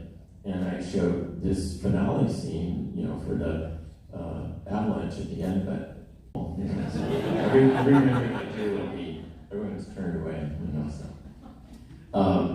So this kind of got us to the point where they said, okay, we're going to put some R&D funding into doing this. So they actually built a test track out in the back of Imagineering, and so we could go up the hill and go down the hill and kind of start to feel what the capacity would be like and how many cars you need to make that and so forth. So it was getting serious now, all because of Disneyland which ironically, we had built it for Florida, now it was Disneyland. So here you see two models in the foreground. It was Chris Runco, who ultimately built Rex, the pilot for the original Star Wars ride, and he's now in the Cantina in Galaxy's Edge. He designed that character. He's doing the steel model, which is at a 1/4 inch scale, and behind that enormous pile of foam is the inch scale model that would be used in the next element, which was this field of, these are foot grids, and they represent, each one of those squares is 1 inch on that inch scale model. And so all the steel was built, you can see steel laying down there, and so it was bent as per that inch scale model. And then in the next one, you can see it being assembled into these cages, we call them. They look like kind of bent up bird cages, and bent with, and most of the other companies, I mean, Universal is getting smart now too, but the fact that your eyes have to buy reality in something that's artificial is that there's a consistency to the elements of nature in it. So the banding of rock work where it's more fragile and more hard and all that has to carry through the whole thing. And if you were making it as a sculpture, you'd lose sight of that. But by doing these in cages off the model, they all have numbers and they all line up. So the banding of the various layers is consistent. And this is all before, like today, this would all be done figured out digitally. Yeah. But back then, it was much more analog and DIY quality. So, all right, so now we move on to, it's starting to take shape. And I remember bringing my dad out here, who grew up near the Sierra Mountains at the foot of them in California. And, you know, the fact that his son was building a mountain in Anaheim, that kind of intrigued him about it, because he wasn't a big Disneyland fan, but I remember getting to take him out there while we actually built that butte that you see on the top there on the ground. So we hadn't done a Big Thunder before, we didn't know, so we then lifted it up and put it in place so it came out for that crowning, if you will, of the mountain. And it was an amazing day because it went from just a steel, you know, building that looked out there, and all of a sudden there was this thing that wasn't going to change from that point on. It was going to be that in Disneyland forever. Pretty impressive to be. What did that feel like that day as someone who grew up with Disneyland, worked at Disneyland, and now you're literally changing the landscape of Disneyland? You're always scared because what if it's awful? You know, there's always that thought. And I knew that there was a sweetness and gentleness to the original ride that we wouldn't have. It was going to be a coaster. And there was tremendous pressure to compete with the Magic Mountains and, you know, the Six Flags. In that arena, we weren't playing to that, and we didn't have, when we started this, we were still building, you know. So, yeah, it was fearful, and I didn't know what I was doing, so everything that we were, you know, that came along, we had to figure out. So, in fact, here's a really good example in the next slide. How are we going to do a cavern, you know, with these stalactites? And Skip Lang, who was my partner in crime on this, we were thinking like, well, what looks drooly and like, you know, and all that. It is industrial enough that it would hold cement. A cake froster thing would fall apart. He's trying to squeeze that. So we thought, let's go over to Pat Boys and get a grease gun. So in the next scene here, you can see the guy with the thing you grease your car with, and we went and filled it up with cement and then gushed it out and let it dribble down the stalactites. And that's how we did it. But I mean, if there wasn't a book you go to find out how you do that, you know, so you have to like invent it. And that's kind of the hallmark as well, because like I remember talking to Harriet Burns about the early days of Disneyland, and especially doing the Tiki Room show. She would say things like, well, no one had ever built a tiki bird before, so we had to go down to the craft store and buy feathers, and it's just these weird solutions to things that have literally do that. It's like, well, of course, everyone knows that's how you do it. You get a grease gun and you fill it with goop and make a stalactite. As one does. And we have done from then on. So it came out pretty good, actually. And so each of these things you kind of ticked off, like, how are we going to do stalactites? There's no way. There's no book for it. There's, you know, if you tip the bucket over, they would pour out. You couldn't get it over and onto the stalactite. And So now, as you finish each of these things, you go, oh, that came out pretty good. Maybe this is going to be okay. So the fear factors start, going away with each element of it that looks pretty cool. Can't even tell what that is. Oh, I was like, here, if anyone takes postcards and sells them to the park, give them the idea that you should take all of the pictures from where guests can't go, because then they're going to buy them because you can't take them with your camera. Unless you're on TikTok, then you go wherever the hell you want. But here's the thing, I mean, like, this is down there in the ride watching the train go up, and it's just fabulous. I would buy that postcard immediately, because there's no way you could take it, so just remember that. So here we are, we got to the finish line, and we had we call it a strike in the middle of it, and a few other things that delayed us from Disneyland's opening was on July 17th, and we opened in September of that year due to a strike down in the park, but it went really well, and so here's kind of a little video recap of that time in my life.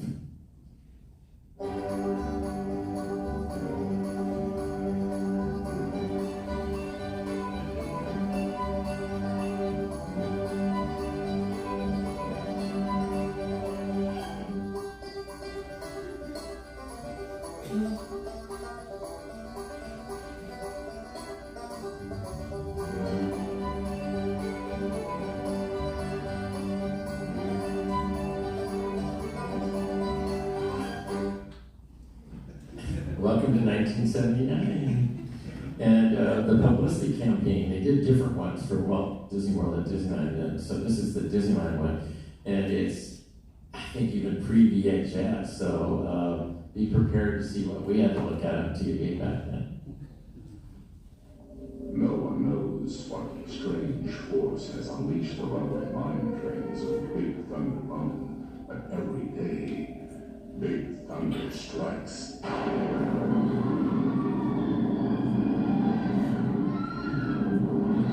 Big Thunder strikes.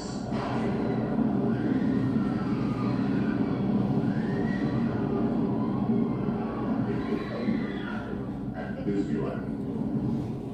Not really. It happened somewhere else. I love how it's known as this kind of rollicking family ride, and then that commercial's like, let's get the guy who did Jaws. Yeah. Scare the hell out of So, we opened and we renamed the little town there, Big Thunder. And a project like this is immense, and it has an immensity to it. In the next slide, you can see looking down over it's again on the opposite side of the river, right next to where your riverboat landing and the Phantom Mansion would be here. But even though you undertake a project like this in the grand scale, and how does all of this take part in it being a tapestry? When it opens, the guests find details, and they lock in on those details. And if you haven't ridden the Disneyland version, we have a goat. And the goat is at the top of the second lift. And somehow everyone got wind of the fact that if you stared at the goat while you're yanked around this curve, it makes the ride about triple intense, And so this became known as the goat trick. And then riding the ride, half the people will be not looking at where they're going, but staring off to the right as they encircle the goat. So this was my first attraction, and I realized how important the details are. Because unlike a movie where it's in the theater for a couple months and then you buy it Blu-ray or watch it on streaming and then it's done. These things, people come back and you have to ask yourself, why am I or any of you waiting in line an hour to go on something you've been on 20 times already, Like Peter Pan has been there since I was 4 at Disneyland, and I can tell you right now, there's a 50-minute wait to go on that same ride. So there's something they're doing right in terms of being aspirational and giving details that are fun to enjoy over and over again. And a genius for doing that is Pat Burke, who's in the next shot here. Pat He had an on and off switch, and you turned it on, and then came back after the ride was completely decorated. And every square inch of every Big Thunder that we have is due to Pat's understanding of mining detail, and they're all not only authentic pieces that he got from real, mining sites, but they're in the right place. So if a piece was missing, he would build it so that you could actually crush the ore with this device and then mine it and put it through the sluices and so forth. So he was a genius that just made this whole army of Big Thunders possible. And more than anyone, he knew how to wear a pair of slacks. Yeah, leisure pants back then. So here are just some of the details. And it's funny, I think that is the center one of the buckets up there at the top? Yeah. So it's got the buckets going up and down. When they recorded some of the soundtracks for Indiana Jones and the Temple of Doom on the Big Thunder at Disneyland, and so Ben Burtt and all those guys were down there, and I was talking with them. Because, so in the mine car scene, you're actually hearing Big Thunder? Yeah, in that mine train, in the ride, there's some Big Thunder mixed in with that. So we're there, and he's looking at it, and I'm so glad in the scene in the mine too. And I said, "Oh, really?" And he said, "Yeah, we wanted to make it authentic, and you guys probably did the homework for us." I said, "No, I stole it from the treehouse." And then we suddenly realized we created a whole mythology about these devices, and I don't know if they ever, but they're really fun to look at, So. And you were saying that all of this equipment is in the actual place it would be if this were a real Yeah. So I mean. Yes, the way we have is Pat went to work, and I said, I want one of those devices. So we did it, and then Pat built all of the sluices where the crushed stone comes up and it's washed down in those things where the gold collects in the various levels. So that part of it is real, but as far as whether they built those short round things or Swiss Family Treehouse things, I don't know. Okay, so we're also lucky that in the original show, I had this feeling like everything I'd done, I tried to put something that Walt saw in it, so that if he were to suddenly come back and he went there, it would be, oh, okay, I know where I am. This is an extension of what we had here. And so the little town of Rainbow Ridge became the town of Big Thunder. But the buildings we were able to salvage.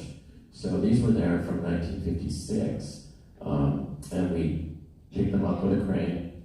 The carpenters came in and rehabbed them all, and they went back out, and they've been there every day since in California. So that is a little difference too from Walt Disney World, because that's in the spot you have the geyser country at the end of the ride. Here we have this little town. And in addition to the goat, there is another unsung hero of Big Thunder Mountain Railroad. Yes. Dow McKinnon. Now, I don't know if this became a thing down here, but in California, this year's the wildest ride in the wilderness became a catchphrase that even one of our AM channels on the radio used it as their, this year's the wildest radio station in the West, And so, but you'll recognize his voice. You can see all the roles he's done for us here at Disney. Hang on to them hats and glasses, because this here's the wildest ride in the wilderness. So it's deep about it is in the music and the audio, and so Dow really gave us that moment where that's one of those reasons why you wait to go on again. You like to hear that in the second before you're going to be dispatched, and so it's a rush to hear that. This here's the wildest, and then off you go. So.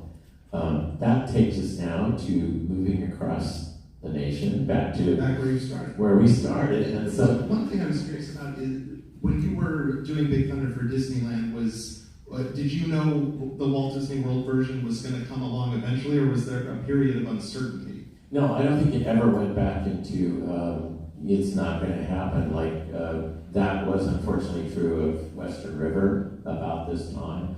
We knew it probably wasn't going to happen because the pirate ride was such an immense, and they built that whole Caribbean Plaza and all that. So they had been spending at that time a lot for what was coming in here. So we were lucky to get this on the boards, and also because it was coming out well at Disneyland, World didn't want to be jealous again and be the park where don't go there because they don't have that Big Thunder ride. So, you know, well, we were catching up by building Space Mountain after our Big Thunder. No, Big Thunder opened after Space Mountain. But so we had Space Mountain, Big Thunder, Matterhorn, and so they definitely didn't want to be left without a Big Thunder. So we went almost simultaneous. It was about a year later that we did the same.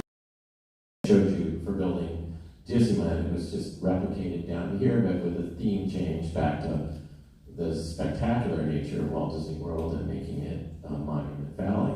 So here is the marketing art for Walt Disney World, and I think we've got the different trailer here for that too. Used to be there weren't no mountains in Florida.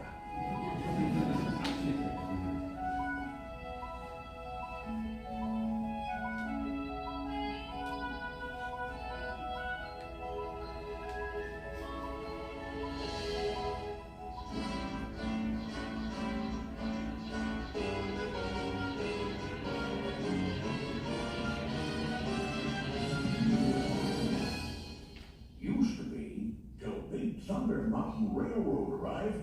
Catch it. Catch it. It's like you had the terror of the Jaws guy. Just when you thought it was safe to go back to Disneyland. Catch it. We ain't had no mountains before. How very Florida.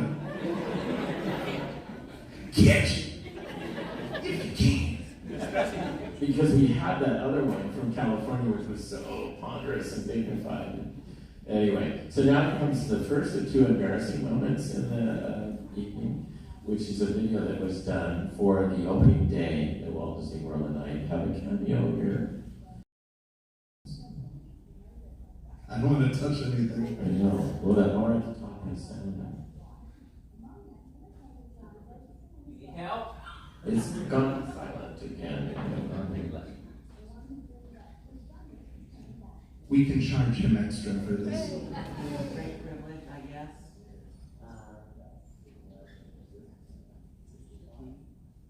Yeah. Yeah, It's fast. Yeah. Oh well. Should I start it again and just, it'll be very quiet? Yeah. Kind of hear it? Yeah, a mic to the speaker of the computer. Oh.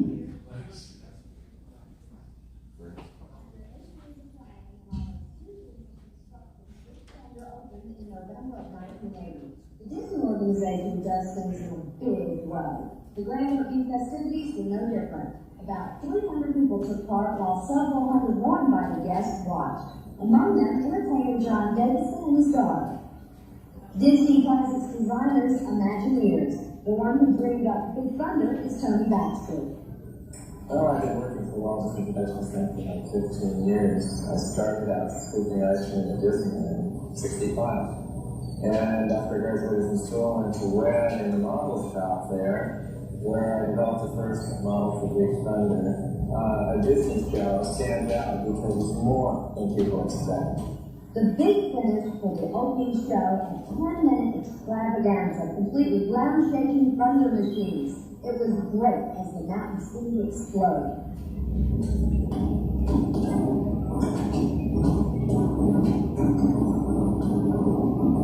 The premise for the ride is that you're on a runaway train which plunges up and down and around and through a mine in the mountain. This time-lapse film collapses 22 months of work into a few seconds. And you can see the builder using the 6,500 tons of steel, 5,000 tons of cement and sand, 90,000 gallons of water, and There'll be a quiz. 1,000 gallons of paint. They used new technology to build Big Thunder. A model was made, then sectioned, and then a computer was used to figure out how to bend steel to create the shapes required. Covered in lath and gunite and cement and paint, it all comes out looking a lot like rocks. I remember looking at it as a model, wondering, I just wondered how the effect of allergies being a big, I don't know, you don't get the impact until you're really near, and it's impressive to me. There is so much going on during the ride that you can't possibly see it all in one trip, which is the whole idea. I think there's more right now than you could possibly see in one trip through, and that's kind of the magic of being in the world of Disneyland. Our shows really an interest to go back as well as again. I love listening because you'll hear people compare notes with the hall as they get out and say, well, did you see the book? Well, I didn't see that. I saw this. Well, I didn't see that. Well, let's go again. So it's kind of fun to listen to the different discussions. One invited guest has taken a ride that was trying to open Big Thunder to the public, and there was no line of people anxious to hit the prize. In case you're wondering how many people will go through Big Thunder Mountain today, well, I counted them, and we came up with a number for you of 2,000. But seriously, judging from their comments, Big Thunder Mountain is a very big success. We'll have the party next. How much cement was... I've already forgotten. I apologize for that sound because it's not distorted like that. So it must have been we were trying to boost the sound. So my caution to you is when we get to the next sound, it might be loud again. So I don't know. So here's an interesting fact, other than how many pounds of cement steel. Cement. This is the only mountain, to my knowledge, that's located on 3 continents. And they say the 4th time is the charm.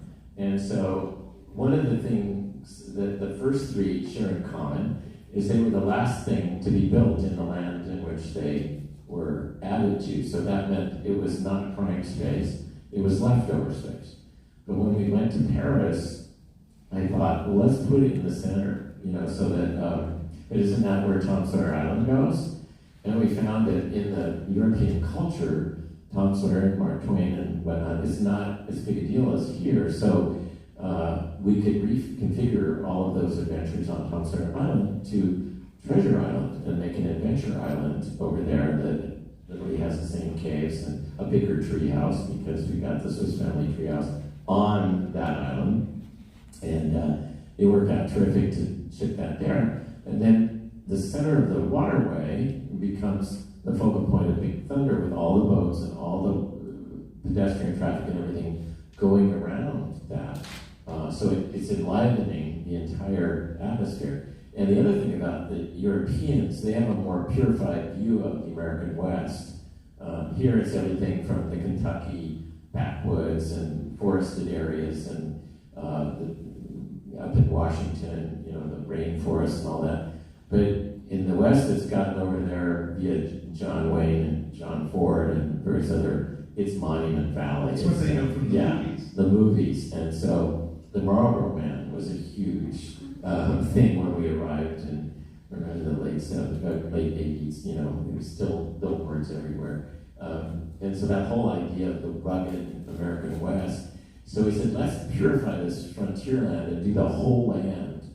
And so it was kind of a great Colorado River with the Big Thunder being the monument in the middle of it. And so Tom Gilliam did this first sketch that depicted that, and then the next one is the reality of it. So it actually worked. Now the hard part was, it was actually an ulterior motivation of mine. I never liked the ending run out on Big Thunder because it's got to save some energy to get you out of the station and back into the ride for the next group. So you're sort of cheating people on that last run out.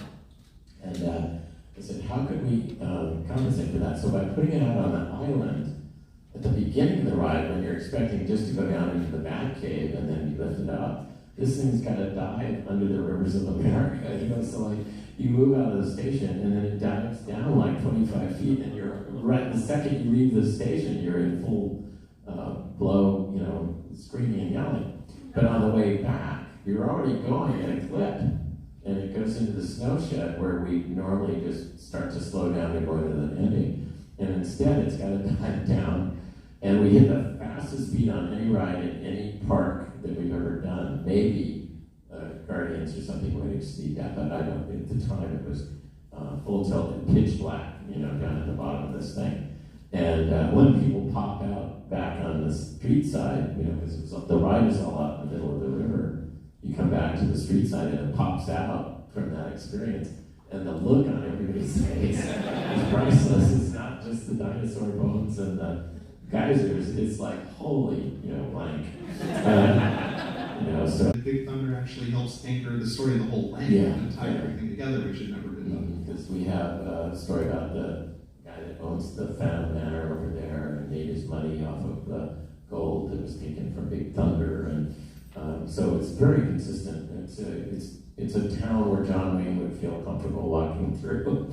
Or John Stamos. Or John Stamos, yeah. Well, if you can't have one John, you can get another one. And that's my club of the Beach Boys. Dude, Uncle Jesse. Yeah, did you bring your slide of you performing with them? I actually got to perform with the Beach Boys about a month ago. They were into, I took John and his family around Universal, and we saw the show the night before, and they like shut us all out. And John is a uber Disney nut, in fact, last summer had a 35th anniversary of a 33 Club, and John was asked if he would host it, and he said, I could do that.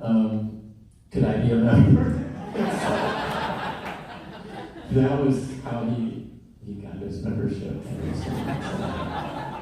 Yeah, anyway. Uncle Jesse. He sent me that, and he says, guess where we are, and then he put below, this is my favorite Big Thunder in the whole world, and I'm glad he thinks that, because I do too, And then one of my mentees, like I was to Claude, Dylan Olsen, who worked for you guys, we got married and they came over here, I think on honeymoon, and just shot this random picture from the Phantom Manor queue. And I said, that is stupendous, that is just beautiful. So I wanted it here kind of as my final shot here of the most beautiful of all the Big Thunders. Now, going from beautiful to something ugly, slightly less so, this was intended to be my gift to you. I got to work on the 2012, I think, enhancement of Big Thunder here in Florida, and we thought, wouldn't it be lovely to pay tribute to Tony? So, Barnabas T. Bullion was born. We came up with this elaborate backstory for the head of the Big Thunder mine. We actually tied it back to the Discovery Bay story and the Society of Explorers and Adventurers, and we thought, we're going to have a portrait, and Tony's going to be so flattered. And our portrait artist, and this is actually the revision. The first one, you look like a mad Donald Sutherland. Tony was like, I was so excited. He's like, why'd you make me the bad guy? And I'm like, you're not bad. You just. Well, I got badder because after they did this, and that's Kevin Feige's fault. Yeah, they decided. Marvel made you the bad guy. Yeah, Marvel decided this was really a great idea. So let's turn it into a series of comic books. And so they took that Barnabas character and made it the villain of this comic book. And so now I was really mad because I didn't think I looked like that, generally speaking. But then a friend of mine who worked on the comic book, while he was showing it to me in a restaurant, snapped that picture. He goes, I'll let the picture speak for itself. Whether or not I have trouble with seeing myself. We could probably get you that portrait. Yeah, I'm sure you could. It won't hang in my house. I bet you John Stamos would like it. You're probably right, or Brooke. Okay, so we have something here for you. You can pause it from there. So this was done for the new Mickey shorts that became the inspiration for the Mickey's Runaway Railway studio tour. But I was looking through them, and we found this one, which is a tribute film by obviously someone who directed this, who loved the original Nature's Wonderland at Disneyland, and also loves Big Thunder. So he combines Mickey Mouse with the Rainbow Caverns mine ride, and Big Thunder all into a 3-minute extravaganza here, and I think you'll enjoy it if you haven't seen it.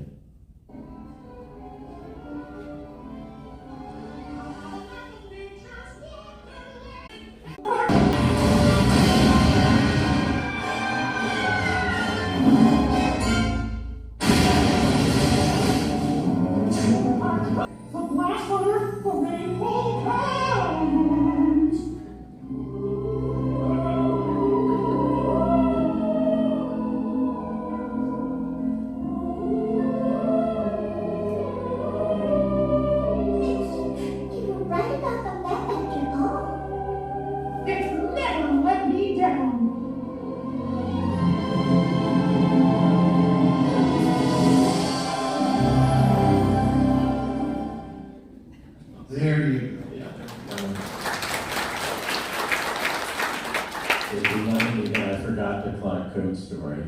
It's kind of a... Grace, I told you. But there was Rainbow Caverns, so that was Claude, so here's the tag end to that. I'll try to make it a little happier than it was, but we were nearly finished in Paris, and it was a beautiful day in January, which doesn't happen often in Paris.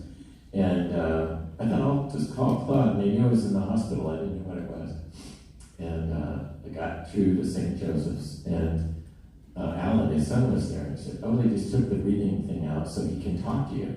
And I said, well, I can hardly wait for you to come over. It's all because of you, and you were the one. And it looks great, and we can tell now it's going to be successful and whatnot. And so you get out of the hospital, and we'll see you there. Well, in 2 weeks he was gone. But I don't know what compelled me to make that phone call that day. But I think about it to this time that he knew it was good and that we felt it was devoted to his, mentoring all of us along to be the beginning of the second generation of Imagineers. And this was the truth to all the things that Claude did.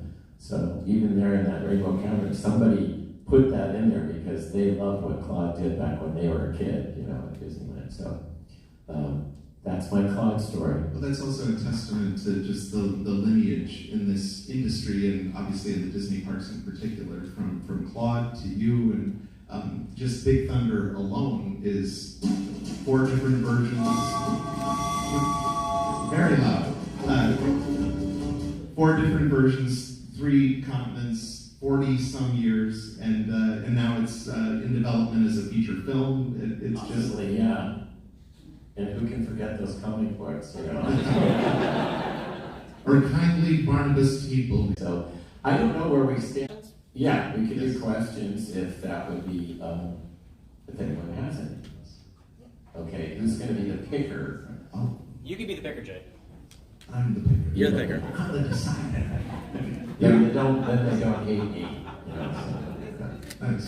As someone who started so young, designing this ride, and then there it is, and you can, I assume you wrote it. What was it like for you to get on this thing that you had dreamt about for so long and actually take a ride? Each time it was the same kind of thrill, and probably the one I had the least involvement with was Tokyo, which is kind of a clone of this one. And I mentioned Skip Lang, and Skip was over there with Pat Burke, and they pretty well, that was the 3rd one, and so he knew it really, really well, and it came out great, and it's got its own little flavor to it. But I did get to go over, and I brought some spray cans, because I had this idea of powdering the furthest butte so it looked like it was purplish, Purple Mountain's Majesty, in the background. And the rules about taking spray cans on an airplane were so strict that I had to get these little tiny... And it was ridiculous, because when I got back and looked at what I had done, it was like nothing. It was... But anyway, yeah, I think the most exciting was upping the ante in Paris, where... Okay, so that was 1992, and the first one was 79, and so it had been, figured that out, 79, 89. It was about 13 years between the first and the last. And so you think, what is it that inspires you to do something for the 4th time? Making it incredible, And so when the first rides on that, you just went, oh my God, Big Thunder is now in the pantheon of really great rides over here. So that was probably the one that stands out. But I remember my mother in Florida, we coaxed her into going on this thing, and she slithered like an eel out from under the bar, and she was like a lump down on the floor. And her friend, lady friend, was in the seat behind, 10 years older, and having a blast. And all I had was a pile of glob down on the floor. It was so embarrassing. You were successful 4 times. Why is it not? Did you push for it to be in Shanghai and Hong Kong as well, or what's the reason that it didn't get to those 2 parks? I think changing of the guard. It boils down to everybody that comes into roles at Imagineering or Disney or wants a chance to do a new flavor. And I rode the one Hong Kong. I forget what the name of it is. Grizzly Peak or something. I know that's Disneyland. Yeah, it is a good ride, but I'm not a fan of going backwards. So I have done Everest several times, but I've been forced into it. Then the portion of the ride that goes backwards, maybe I think I did it twice in a row once, but normally once is enough for me on that, you know. So Grizzly has some backwards, but it was easy. It was not as intense as the backwards portions of this. Or well, Hagrid's is okay too, I guess. There's more than okay. Yeah, but it has backwards on it, right? Yeah. So I caveat it that way. Okay. Yes. With Paris, you were talking about originally Thunder Mesa. So in the Phantom Manor, you go through that ghost saloon town. Is that kind of an homage? Well, as Jason said, we kind of Wayne Frontierland because the subtleties of Kentucky, where Davy Crockett was, and all of that is sort of American but not European. You know, they get all of those cliches that are so. So the idea of ending up in a ghost town with coyotes bailing at the moon and all of that, which has been rehabbed beautifully about 2 years ago, because we never got to do it completely right when we opened, but they did a great job on the rehab on that one. But anyway, so everything from that to the Boot Hill Cemetery beyond it, and the look of the Phantom Manor over there is much more of a Western mansion, kind of a ghost town mansion. And so the whole land, I think, plays off of that one thought. You know, it's kind of like how Marvel does movies. There's a Marvel universe. And I think Big Thunder is kind of the motivator for the universe of that Frontierland. And even like when we opened Zorro, the black and white Disney Zorros were still huge on TV over there in '92. So we just got a guy, put a mask on him and a horse. They played that Out of the Night with the full moon. And this guy comes riding out, and they do a rope trick thing with the guy falling off the building. And then the guy stood there for the rest of the night signing autographs. And it was amazing how many people came out for that. It was like a big deal, Zorro. And he fit perfectly into that kind of dry, dusty Frontierland. Yes. Yeah, you. Okay. As your time as an Imagineer, do you wish, like, did you have any ideas for an attraction that you wish would have gotten done? Yeah, about a dozen of them. There'll be a meal break. Yeah, it's that could be a whole evening talking about. I mean, the first thing I did to get the job was a Mary Poppins attraction, and then we did Discovery Bay, which had an aerial airship ride that you were suspended looking down, kind of like what King Kong originally was at Universal, which was an upside down simulator. You're welcome. Yeah, but we had the idea first, so somebody saw my idea. Anyway, so there are a lot of things that could have been. Well, Discovery Bay. Yeah. Mm-hmm. Well, we dribbled it out across all of the United States. So the volcano in Tokyo Disney Sea is pretty much the centerpiece of what Discovery Bay was all about, and that was also going to be for Disneyland, or California's Disney Sea, that was in Long Beach, but then went to Tokyo.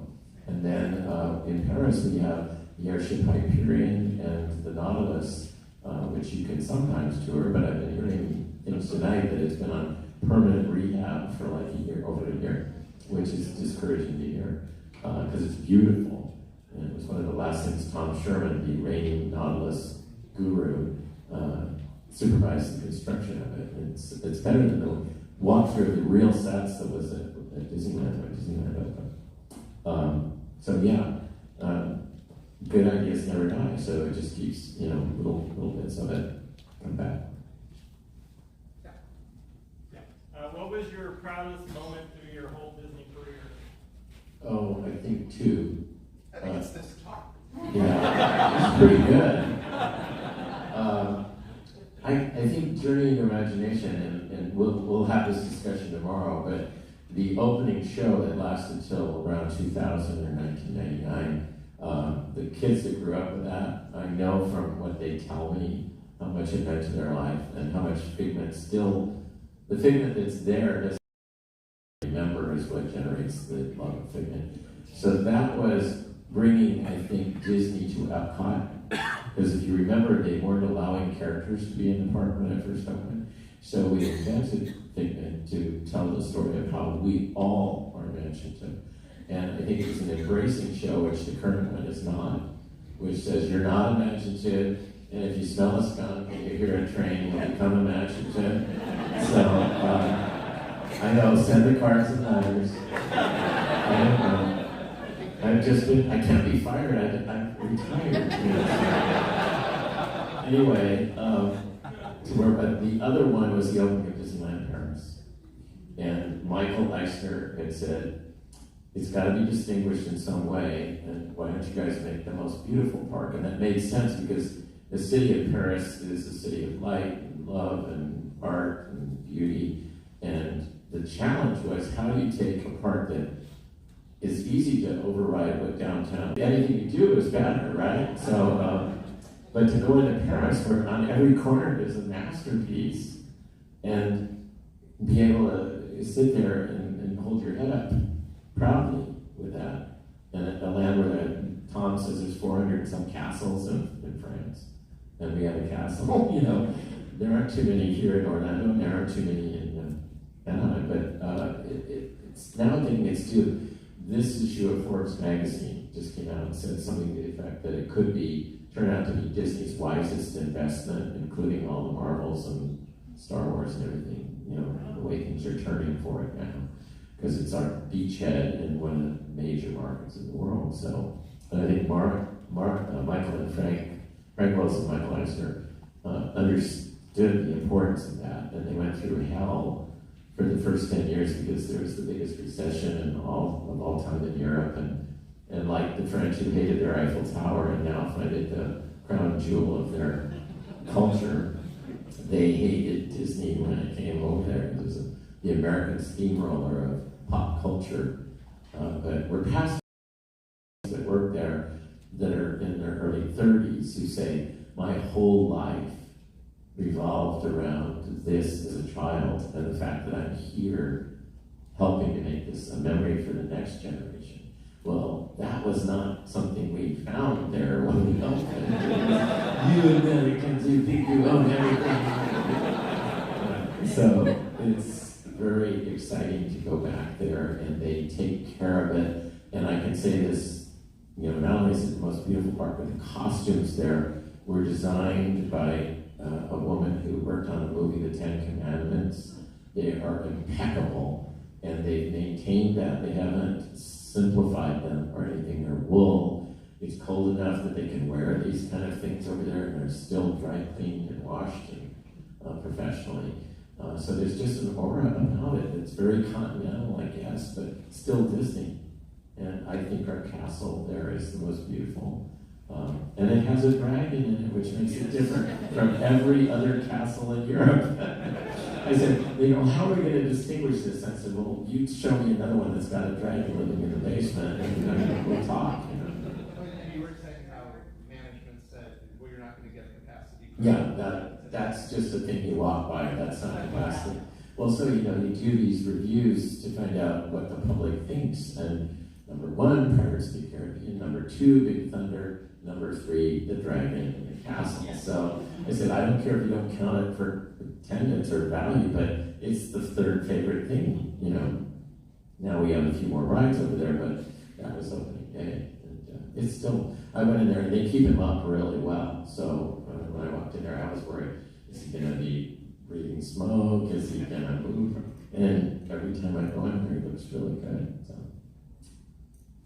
All right. Yes. So, Big Thunder famously, supposedly, can help you pass a kidney stone.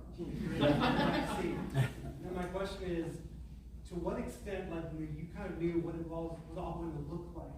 To what extent did you know what it was going to feel like? Like, how much of that was planned, and how much of that was like just kind of happy accident? I think at that stage it was, I'd gotten my job because I did a marble machine that allowed, they were actually steel ball bearings, the size of a marble. And they rolled through all these tracks and they activated all this stuff. So I had no engineering training, but I had a sense of what gravity can do and what the limits of it are. And so when we were working with a very primitive computer programs to develop that track, the guy that was from the engineering side said, "You've really got a sense about this. You're not that far off. You're maybe 100 feet too long, and we're going to have to shorten it to get enough energy to get to the next pickup point."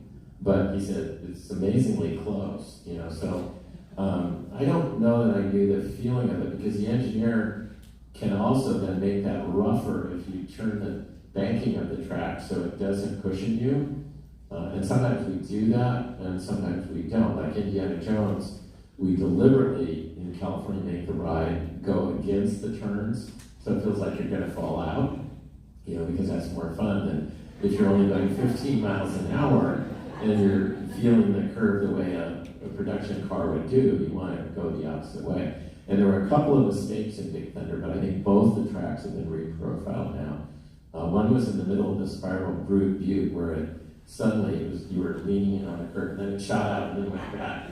And it was where the two alignment things from the computer met and were welded together. And I said, "Leave it, it's so perfect," because everyone's locked in, and then whoa, they kind of go this way and back. But they finally, I think, took that out. And the other one was what I call the head knocker. Just after that, you kind of come up and then pop down into this cave, and everybody's hands go in. And that is still that way. I ride it and I go, I have got to put my hands in because I know I can get clipped there. But we had this amazing thing that had basketball-like hands with chalk on the end of them. And then if there were any chalk marks, with this hand way up in the air for an 8-footer guy, then we had to knock the cement off, to make it work. But that one, still to this day, when you get to that point in the ride, everybody goes down like this. Got one more question? Okay. Looking back at 40 years, would there be anything you would change or enhance about the attraction? Yeah, because if you look at the rock work that we did for Galaxy's Edge, it's incredible. I mean, it's absolutely indistinguishable from reality, as is Cars Land, I think, at Disneyland. And we have 2 Galaxy's Edges, and they're both superb.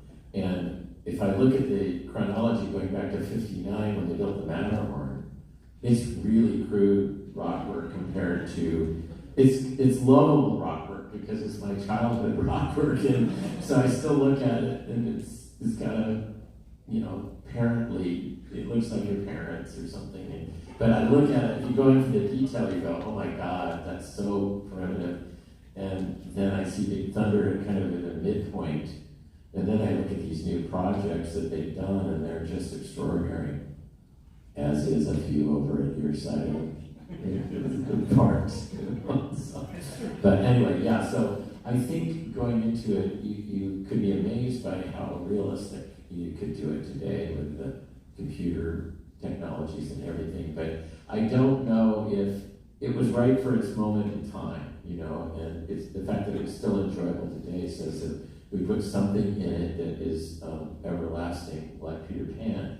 The ride Peter Pan is still generating crowds from 1971. Think about what films you still watch from 1971. There aren't very many because we've gone past that into a different realm. So trying to find these things, I said, for me, the biggest tool that I use when I start out on something is, okay, and I mentioned it earlier, why am I standing in line for the 20th time, waiting an hour to go on this? What is it about it that's compelling? And what that helps you do right away is stop from writing a book report of a movie or something. And I won't mention any Disney classic animation films that have created book report rides, but they're kind of boring because they don't feature you. You are the star. And when Peter Pan at the start says, "Come on, everybody, here we go," and you fly away out of that window, that is happening to you. And when we're in Pirates of the Caribbean, you know, you come seeking adventure with salty old pirates. You've come to the right place, and this happens to you. And you go into the Haunted Mansion and get an elevator, no windows and no door and no way out. That's happening to you. So I think one of the things that's on Big Thunder, that's definitely an experience that's happening for and by and you, and not a third person book report of the old miner or the guy in the bathtub in the flash flood. Those are incidental to what's happening to you. And I think that's the perspective that needs to be in almost every classic Disney ride in order for it to survive from one cultural era in which it was created to the next. And that includes the Let's give a round of applause.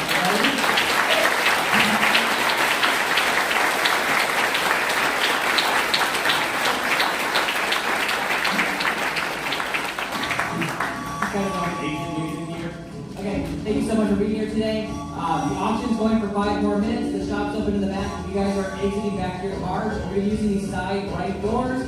Elise will be walking people back. We also have some select golf carts available. Thank you again. There's still tickets available for tomorrow's presentation at 2 o'clock. Thank you guys. Appreciate it.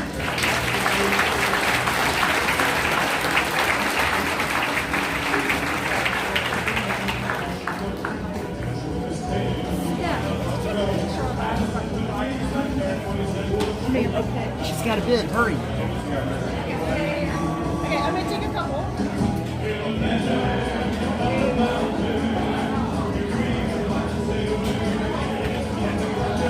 Okay, one more first. You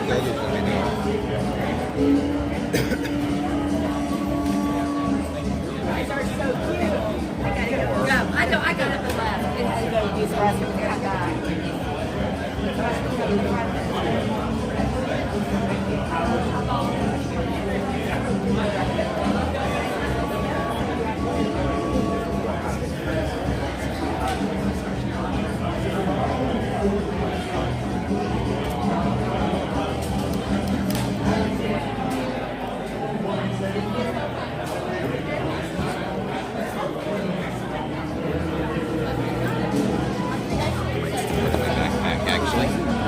Can you show us something?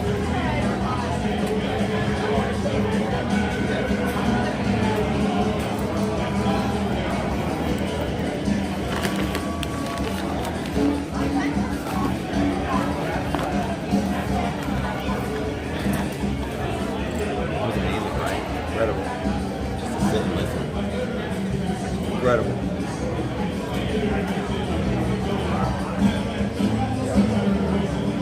He's created 4 Big Thunder Mountains, and who knows what else he's done for Disney. Because he's done more than just Big Thunder Mountain. Yeah. I think he was involved in Splash and Figment, of course. Many different things. He doesn't like Figment. There's a new one. Figment now. Yeah. It's a different thing.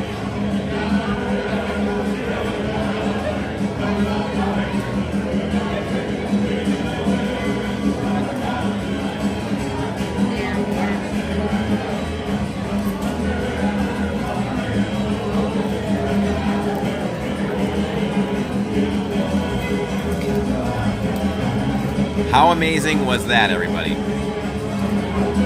I could have listened for several more hours with that. Just amazing. The history. Quite incredible. Yeah.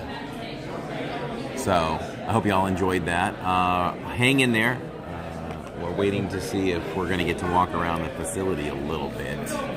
Give you a little bit of a taste of Give Kids the World. And, potty break. And I'm happy to announce right here for the first time that Living in Diz is now part of the media for Give Kids the World. So we will be here for Give Kids the World events and give the opportunity to help raise more money for Give Kids the World. We'll do a private tour here some night and come to some more of the the private events that media is allowed to come to. So want to thank Denny for that, and it was great talking with her, and yeah, we're really excited for that. All right, 86, maybe we'll see you tomorrow at Epcot. Tomorrow, lots of fun scheduled for Epcot tomorrow. We are going to see Starship perform. We're going to ride a ton of rides, eat some food at the food booths, all that good stuff. The entire family will be there, and yeah, it's gonna be a lot of fun tomorrow. Let me see what. Let me see if there's something else that we can do here this evening before we go. I should do a selfie right here. Let's get in front of me here.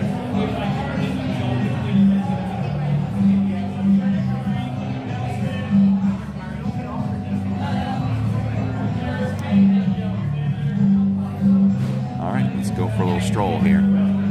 Not sure how signal will be as we move around, so just oh yeah, that's right, egg hunt. We've got the Easter egg hunt tomorrow night or tomorrow afternoon at Epcot. The kids love that. Jillian did not want to miss it, and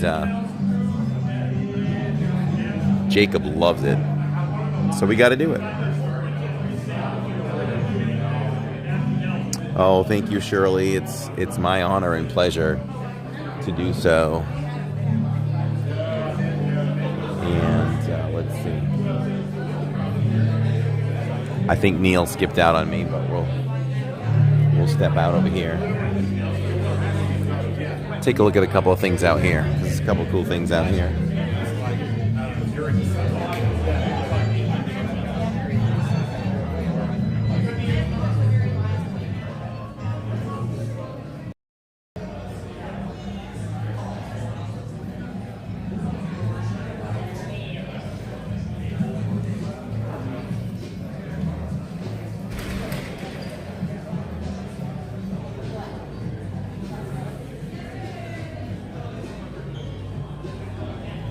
Hi, Annette. Oh, Maria. Doesn't Maria know when I'm live? To not bother you, Michelle. Come on, Maria.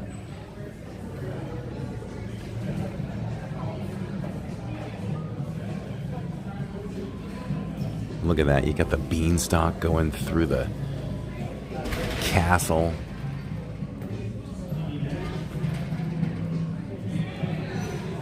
I think we know this little fella here.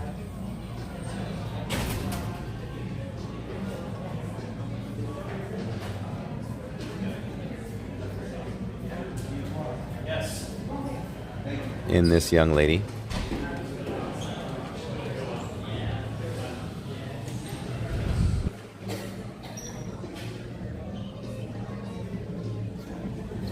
Look at this area. I don't know what they do in here, but it might be a private dining area. I'm not sure.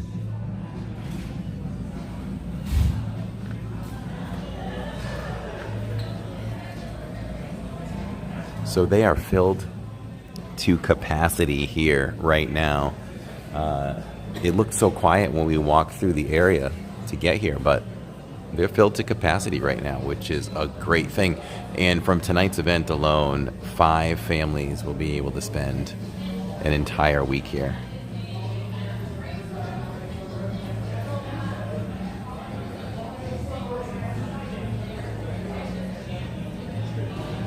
Construction began here in 1997, and the building opened in 2000. So 23 years.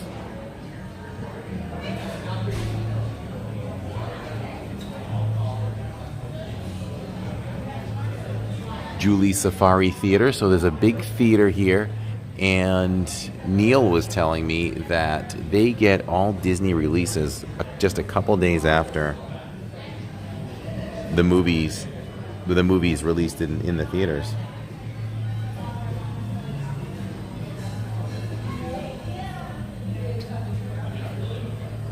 This is another section. And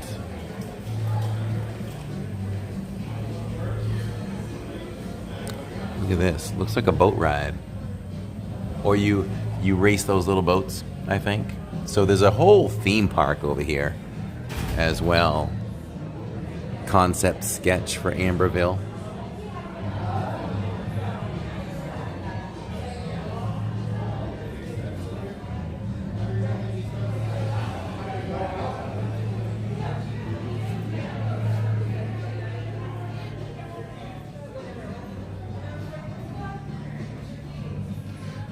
I bet you would like to go upstairs, right? Oh, I don't know what's up there. I might hit the boys' room. It might be a good idea. Yeah. Do you mind taking over for a second? Yes. I was just showing them. You showed them everything boards. already? I showed them this side, not those boards. Okay. Those boards. All right, folks. Hope you enjoyed that. So, here's some different things that are here at the village. I'm just turning on the chat right now so I can see what you're writing. I had to shut it because my battery was going low. Here's the gingerbread.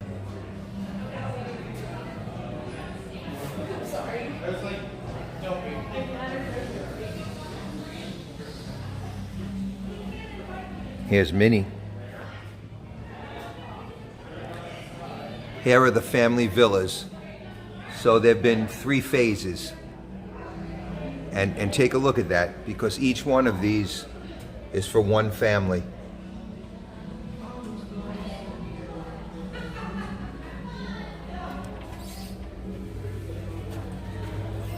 Oh my God, why did I go to that? I spent so much money. Guests stay in our spacious, kid-friendly villas, which feature 2 bedrooms, 2 baths, and a host of amenities and goodies to make them feel at home. Pretty neat, right? Amazing. Nice piece. Yeah, congratulations. Now, I guess we're going to quickly see if we could get a quick look at the star room. Yes. Do we have to go find our guy? Let's ask. All right. We're going to see if we can show you all the star room.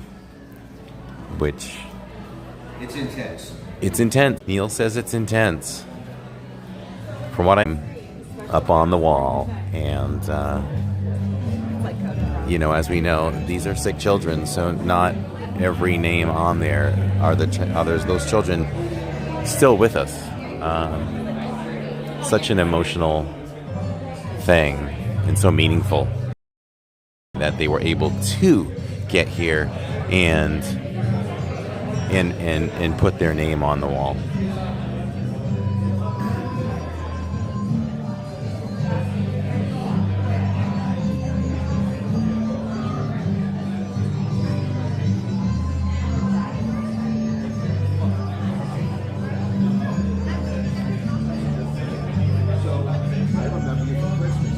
You were sitting at the store, I did. I was in trouble.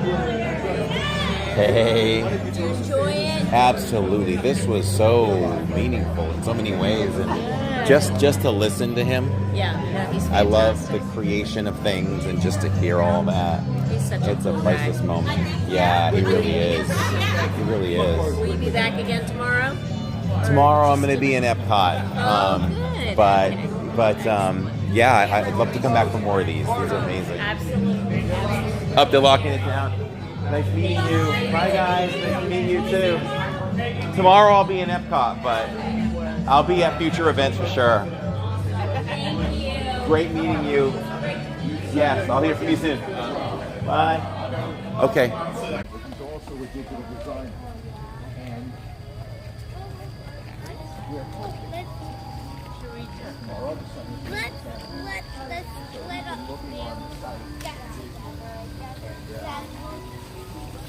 All right, so this. Well, what doesn't give you trouble?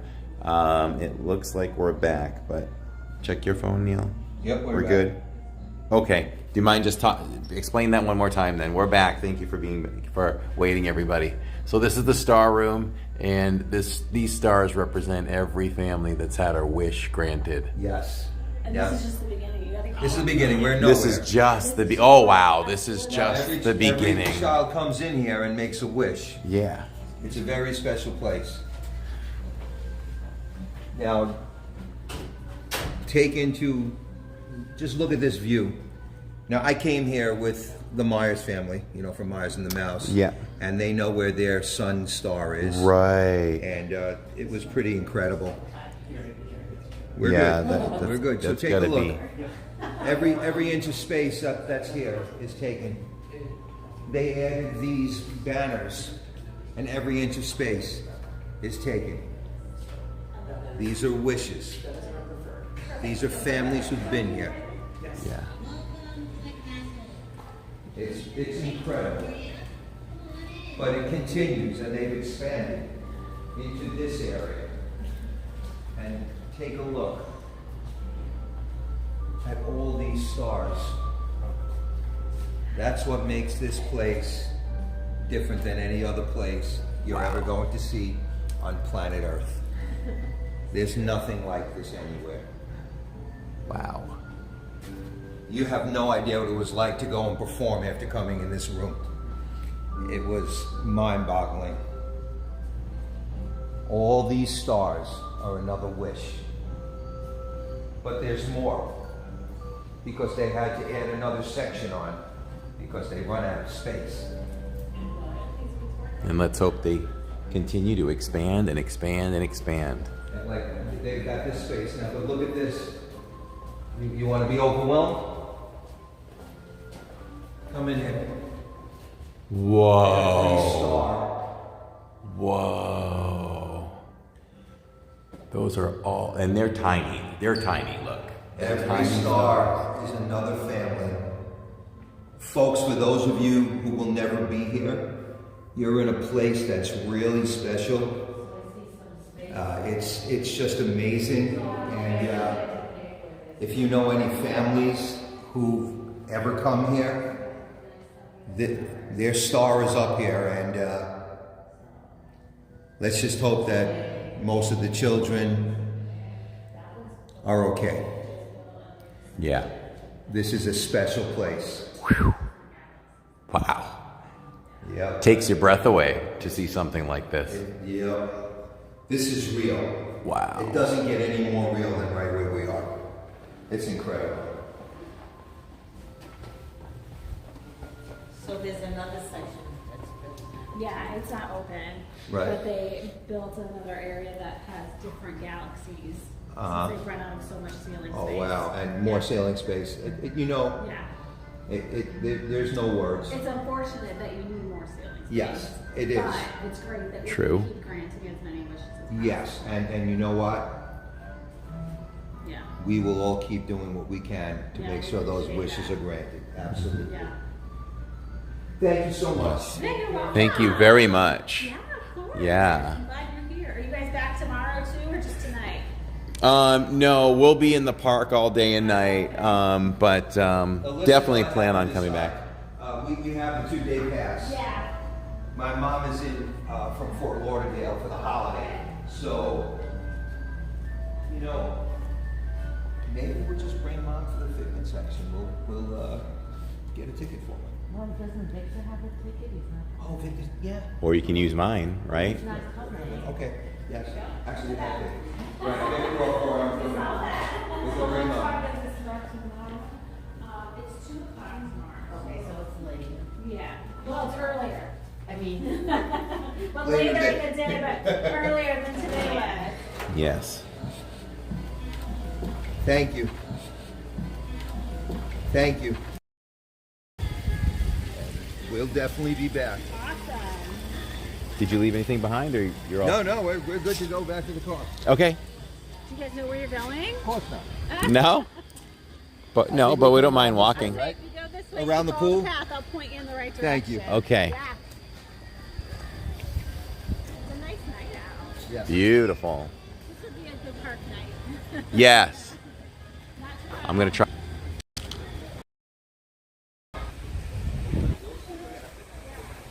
When we get back to the car. So there's a little bit of walking to do here. So you all can enjoy the grounds here for a little bit. There's a pool over here and a splash pad, I think. It's where we went by. We'll take a look at that over here. That star room just really, really can get you emotional. Wow. So this is called Brooks Surf Shack.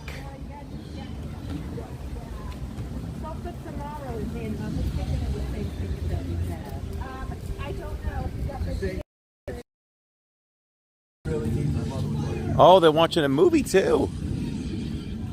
Movie by the pool. It's Mulan. They're watching Mulan.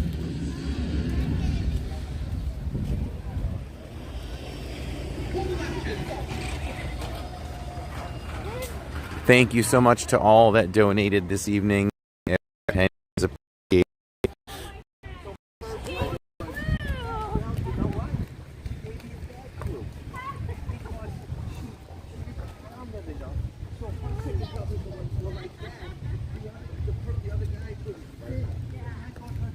So these are what we're talking about. These are the homes that each family gets for a week. And their name is right on those bunny boards. Thank you very much. I'm sure I'll see you again. Yes. All right, take care. Follow the path.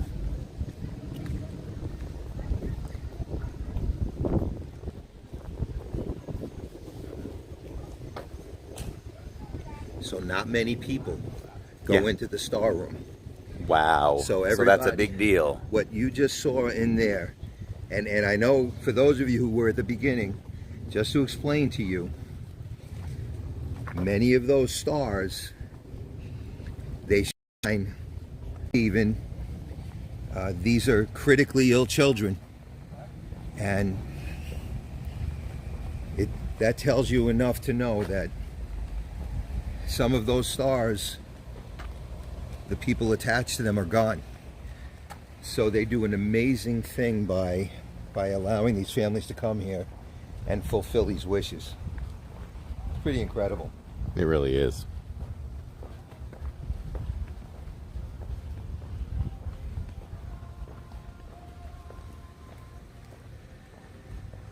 The setup is so cool how it Everybody is gets like a their own neighborhood. place. It's like a neighborhood. Everybody gets their own place.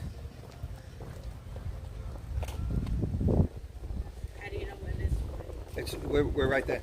Male instinct. Follow us. We're right around. I remember this spot. No, thanks. Oh, we're gonna walk. All right. We'll walk. Right. Thank you. So you know what? You know what I'm thinking? If we had figured out how to do the switcherino, you could have gone from the park to here. But of course we haven't figured that out yet. But then again, oh no, I did it the other night. I had to do it the other night. You weren't with me, that's right. So here's the story. Anybody watching will remember. 2 weeks ago, I somehow did not pay attention to the battery life on the streaming phone. Right. Sat down for Muppets and it died. And I was like, oh no. What did I do? I pulled this phone out, put it on the gimbal, and I have Streamlabs on here. I just went right on Streamlabs. And boom. So the stream continued. Yep, the stream continued. And you were able to switch with phones. This phone easily. And then I just took, for the course of time that it took to get through Muppets, this already had 12% charged, and I just flipped them back and switched the stream. Look at the Florida. Look at that. The beautiful Florida sky. Yep. It's later than I expected it would be. I'm hungry. I don't know where to stop. There's so many places on the way.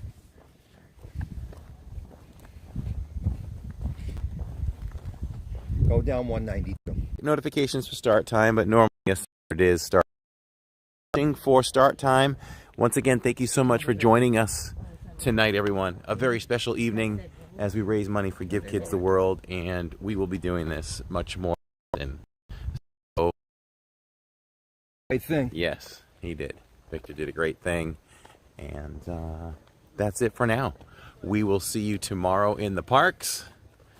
Say goodnight to Alyssa and Neil. Take care, everybody. Wonderful night. And for you and Jacob and Jillian and Tammy, I'm Corey. I was going to say Mulan. I was going to say from Mulan, back at the pool. I'm Corey from Living in Diz. And we'll see you in the parks tomorrow. Bye-bye from Give Kids the World. Yes, thank you so much for donating once again. And we'll see you tomorrow.